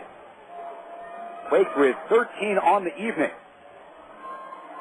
So I guess this is one way to lighten the mood of a lopsided 10-1 loss. As Gaffney delivers the next pitch. That one that's taken for a strike on the outside corner. Good job by Gaffney working the corners there. Since he just worked the outside corner, we'll see if he can come in right now to Pauley. So the count 0-1. The next pitch. This is low for a ball. The count evened up at 1 ball and 1 strike. So Mike Gaffney today, 2 for 3 at the plate with a double and the only run scored for the Mavericks. He delivers the next pitch. That one misses just a bit outside. The count now 2-1. The Rancho Cucamonga first baseman. On deck is Ben Johnson. Gaffney set once more, and the 2-1 pitch misses upstairs. The count now 3 balls and 1 strike to Matt Pauley. The entire Mavericks dugout up on the railing, the front of the dugout, to see just exactly what Gaff has to offer. The 3-1 pitch fouled back was the Rancho Cucamonga dugout, and the count now 3-2. Gaffney so far has been working up at about 77, 78 miles an hour. Of course, Mike Sidolka, the Mavericks first baseman, will not be called upon to pitch. His pitching days are over. Made it as far as Double-A. The 3-2 pitch driven out towards center field again. Going back on the ball is Melgarejo. He is well back at the track. He's going to have a play. 2 down as he makes the catch in front of the track. So 2 up and 2 down for Mike Gaffney in his pitching debut. And that's going to bring up Ben Johnson to the plate. Johnson, 2 for 4 so far tonight. With a run scored. That run was back in the second inning on the 2 RBI base hit with 2 outs from Devin Day. That made the game 2-0. And boy, was that a long time ago. Quakes lead 10-1. Gaffney set and delivers the first pitch. Just misses off the corner. And the count now 1-0 to the Rancho Cucamonga backstop. Gaffney peering in, has his sign from Duena. And the 1-0. That one is taken for a ball just off the corner as well. And the count now 2 balls and no strikes to Ben Johnson. Gaffney, having to fight back from behind in the count, delivers a pitch that misses low and inside. And the count now 3 balls and no strikes. 2 balls and 1 strike, as I guess that one was announced as a strike. So the 2-1 pitch misses away. And now the count is 3-1. And I hope I'm not the only one in the press box that says, I hope this home plate umpire doesn't ever umpire again. I can't tell when he's calling a ball or a strike. Very difficult to see. Next pitch misses high and away. And that's going to send Johnson over to first base. And that'll bring up Drew Toussaint to the plate. So Gaffney's most difficult task yet, going up against the Quakes, who has 2 home runs on the evening, including one that is heading out towards Barstow right about now. As Toussaint stands in from the right side. Runner on first base. He's not being held on. Gaffney set. The pitch on the way. Pops foul to the right side, out of play, and the count now 0-1 to Toussaint. Last year, you remember, for the Mavericks, Adam Kine had a 3 home run game. That was in Lancaster. Ryan LaHare with a 3 home run game. That was for Inland Empire last season. Well, we'll see if Toussaint can do the same. Gaffney delivers. And that one's fouled away again to the right side. So Gaffney now out in front of Toussaint. The count 0-2. 10-1 Quakes. In a game that is inching towards the conclusion. Game now almost 3 hours old as we're in the bottom of the 8th inning. What we can assume is going to be the Quakes' last attack. An 0-2 pitch misses upstairs. And the count now 1-2 on Tucson. Johnson on first base. And Mike Gaffney hopes to make it a scoreless 8th inning as he delivers the next pitch, and that pitch misses high and away. And the count evened up. Deuces wild. 2 balls, 2 strikes, 2 outs. And as the Mavericks looks like they're going to split this series after winning their first series of the year. The 2-2 ripped foul down the left field line into the party's deck. And the count remains 2-2 to Tucson. We'll want to remind you that we're going to be coming back from Adelanto tomorrow. Pre-game show starts at 7 p.m. First pitch at 7:05. That's going to be left-handers Danny Christensen and Sean Nottingham going up against each other. Mavericks about to start a 4-game series with the 66ers. Next pitch, hit to the right side, a glove, though, by the second baseman Wilver Perez, who leaps up and catches that, and that's a 9th inning that Mike Gaffney's going to remember for a long time. Pitches a scoreless 9th, does not give up a hit. We're heading into the 9th inning here at the Epicenter. The score 10-1 in favor of Rancho. Don't go anywhere. We'll be right back after this commercial break.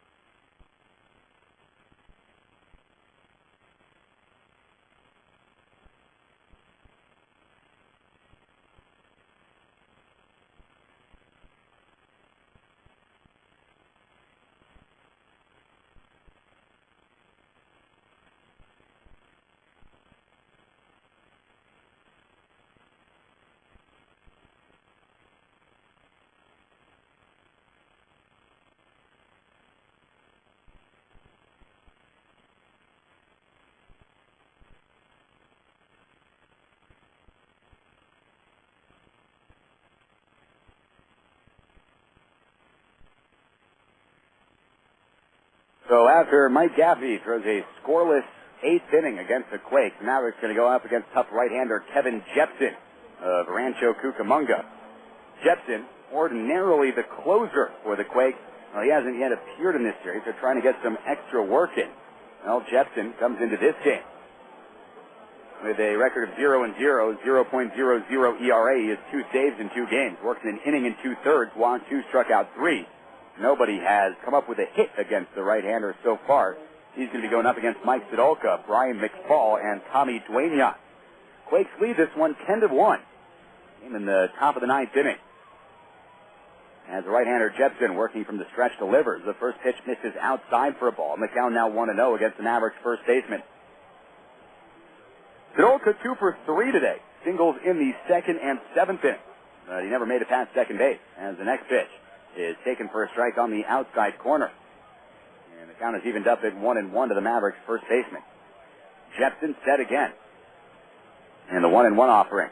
And this is low and away in the dirt. And the count now 2-1. So High Desert says goodbye to Rancho Cucamonga after this game.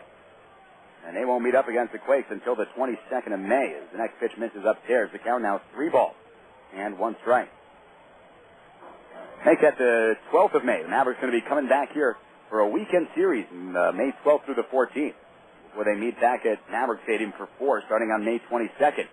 Next pitch misses, and trotting down to first base with a walk is Mike Sidolka.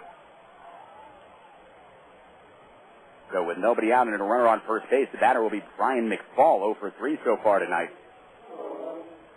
McFall bounced out. A terrific play by Freddy Sandoval, his third base back in the second inning. He also struck out swinging in the fifth and bounced out to shortstop Kevin Day in the seventh inning. First pitch on the way, and that's hit on the ground to the left side. Scooped up by Sandoval. His play is the second, and out at second base is Mike Sidalko. So Brian McFall reaches first base, and with one out here, and at the top of the ninth inning, the batter will be Tommy Duenas. Duenas 1 for 3 tonight. He's hit the ball pretty well. Got robbed of a hit in the second inning. Singled in the fifth and popped out to second baseman Nate Sutton in the seventh.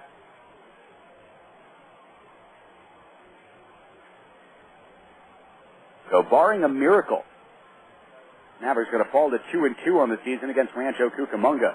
First pitch is on the way, and that one is taken for a strike by Duenas. The count now 0-1 to the Maverick catcher. Mavericks, it appears, will fall to 4-3 on the year. And the 0-1 pitch is lined foul to the right side out towards the Mavericks bullpen out of play. As a couple Mavericks pitchers have to go scurrying for cover after that one. Hit exactly to where all the Mavs were sitting. So the Mavs are going to be faced with their first two-game losing streak of this 2006 campaign. And hopes to get things going again against Sean Nottingham of the 66ers tomorrow night. And Nottingham did not have an easy go against the Mavericks at Maverick Stadium on Sunday afternoon. The 0-2 pitch misses high and tight to Duenas. The count now 1-2. An 89-mile-an-hour fastball from Jepsen.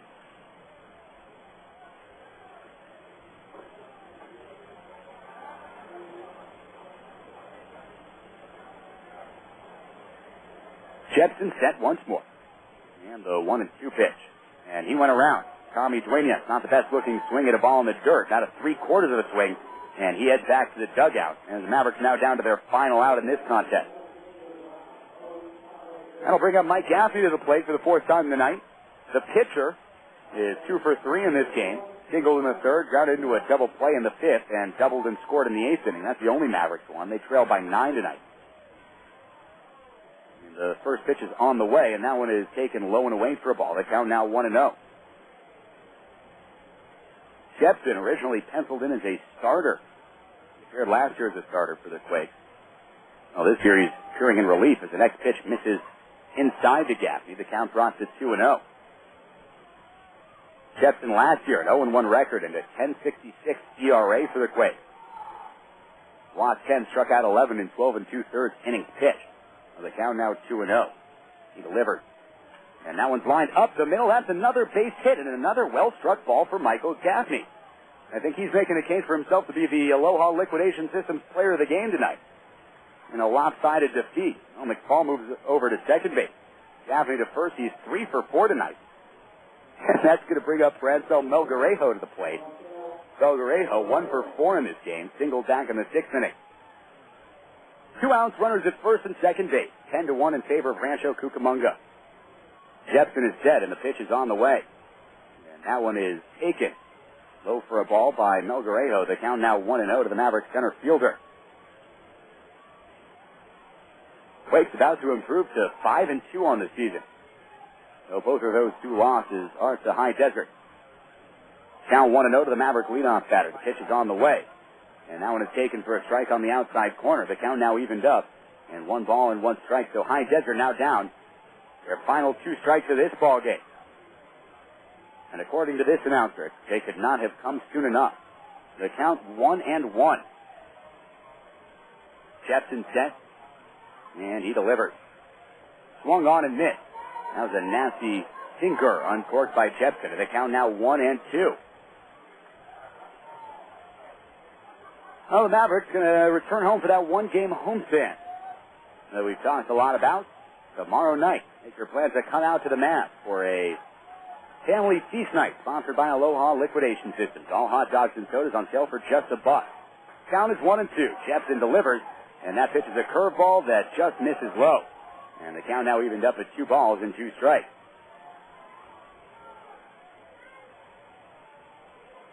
No, I guess it's safe to say that the Quakes able to tie this series, but running away with it.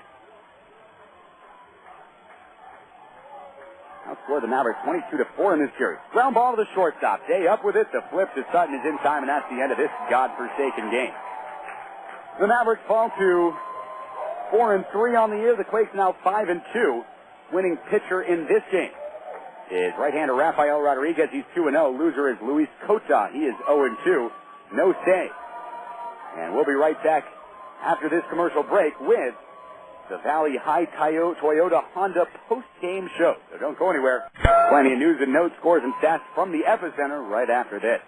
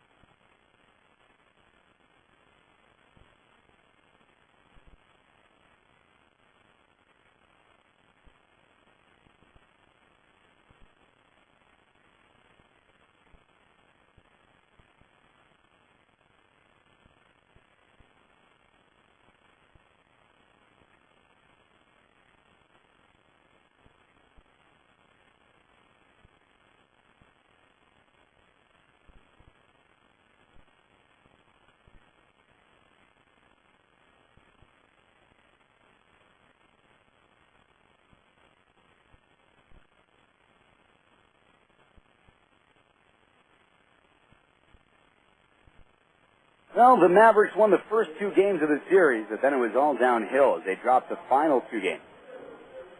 This time by a score of 10-1 to the Rancho Cucamonga Quakes. Mavericks 1 run on 9 hits with no errors. For the Quakes, 10 runs on 13 hits with 1 error.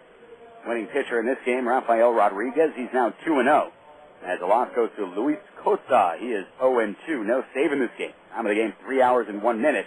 And a crowd of 2,568 on hand to watch Mike Gaffney making his pitching debut here at the Epicenter. Well, it's now time for the Valley High Toyota Honda post-game show.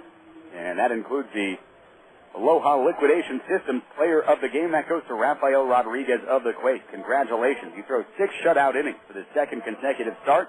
Surrenders only 5 hits. Does not walk a batter again for the second straight time. And strikes out 7. So congratulations, Rafael. And boy, some improvement that we've seen from Rodriguez between last season and this season. And if he keeps that up, he's going to have a ticket up to AA Arkansas coming up fairly soon. So congratulations, Rafael. You're now 2-0 on the year. It's also time for the High Desert Kia key hit of the game. That one goes to Drew Toussaint for an absolute bomb that he launched over the center field wall. That came off of Brandon Whedon. And for Toussaint, I would have to say that that's probably the longest home run that he has hit in his career. And they don't come much longer than that. That one well over the batter's eye, straight away center field. Congratulations, Andrew. And the High Desert Kia, very proud to sponsor the High Desert Kia key hit of the game.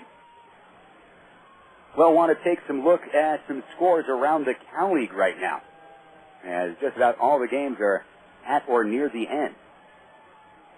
And want to remind you that San Jose swept a doubleheader from Stockton today, winning Game 1 7-3, before taking the nightcap by a 6-3 count. And we'll have some more scores in just a moment as my browser updates. Want to remind you that we're going to be coming back tomorrow from the Mavs. Game time 7:05 p.m. Pre-game show starts at 7 p.m. That's going to be Danny Christensen and Sean Nottingham, a couple of lefties going up against each other. On Saturday, Patrick Hickman will get the start for the Mavs. It's going to be a TBA for the Sixers. Looks like they're going to go with Mark Lowe in Game 1, though that is not set in stone yet. Game 2, Mavericks going to turn to reliever Justin Barnes. And again, that's a TBA for the 66ers. Although we would assume that that's going to be Mumba Rivera. And in the Monday game, also, that one's going to be played at Arrowhead Credit Union Park in San Bernardino. Billy Buckner will get the nod for High Desert. And he's going to go up against Jensen, who has not yet faced the Mavericks in his career. So it looks like we're having some problems with the wireless internet here, as the browser is still not updating. So hope I can get you some Cal League scores in just one moment, as it appears the hamster running on the wheel below the epicenter infield has taken a couple of minutes off for a smoke break. And we hope to update you with some scores in just a moment. Well, that does it for the four-game series at the epicenter in Rancho Cucamonga. Mavericks taking the first two games. That first game, perhaps the best out of all four. Mavericks in a seesaw battle, down by a score of 6-5 with 2 outs in the ninth inning. Runners at second and third. Wally Sevilla at the plate, a full count. And he laced a base hit into right field off of closer Frederick De Loizaga Carney. Gabe De Hoyos came in and notched his first save of the year for the Mavericks to seal the deal. Game two, Billy Buckner was in control all night long. 6 innings, gave up only 1 run, struck out 8. And if he keeps that up, he's going to have a ticket up to Wichita fairly soon. Well, game 3 last night, much similar to the one tonight. A blowout Quakes victory. They won 12-3, though Brian McFall was able to get on the board in that one, as he came up with his first home run as a High Desert Maverick. And then today, the 10-1 finale, as the Quakes were able to salvage the series split. And they got strong pitching, strong hitting. And from what I've seen of Rancho Cucamonga this season, he should be one of the better teams in the Southern Division in the Cal League. Rancho Cucamonga has an excellent pitching staff. So again, their starters came in with a record of 3-1 and a 2.16 ERA. And the relievers not too shabby either. And just more of the same for Rancho Cucamonga. They score a lot, the opposition scores a little. And for the Mavericks, that's their third lopsided loss of 2006. Mavericks do have 4 wins, but they're 3 losses, all by 9 runs. And that's not a good sign. Also want to tip our cap to Michael Gaffney, who comes in and makes his pitching debut for High Desert. Throws a scoreless bottom of the 8th against the Rancho Cucamonga lineup. So congratulations, Mike. You have a 0.00 ERA. Let's try to get you a win the next time out. Well, that does it for us here at the Epicenter. I want to remind you that we're coming back from Maverick Stadium tomorrow at 7 p.m. with a pregame show, 7:05 first pitch. Danny Christensen makes his second start as a Maverick, countered by left-hander Sean Nottingham. So we hope you can all tune in then. Listen to some more exciting California League baseball. Well, I'm John Rosen saying thanks so much for tuning in. Those of you still with us tonight, I want to remind you to drive safely on those lonely desert highways, especially those of you on 18138 and Highway 395. I feel whenever I'm driving down 395, there's always some guy that has to pass me on the right, moving over into the shoulder on the right while he passes me on the one-lane highway. Not sure what inside a person's brain that causes them to do that. Well, please drive safely. There's some very, very dangerous desert roads out there. Do not drink and drive. And if you are tired, please pull over. Well, that does it for us at the Epicenter. I'm John Rosen. Thanks so much for tuning in. We'll talk to you tomorrow night from Adelanto. Have a great night. Ladies and gentlemen, drive safely. Take care and goodbye, everybody. So long.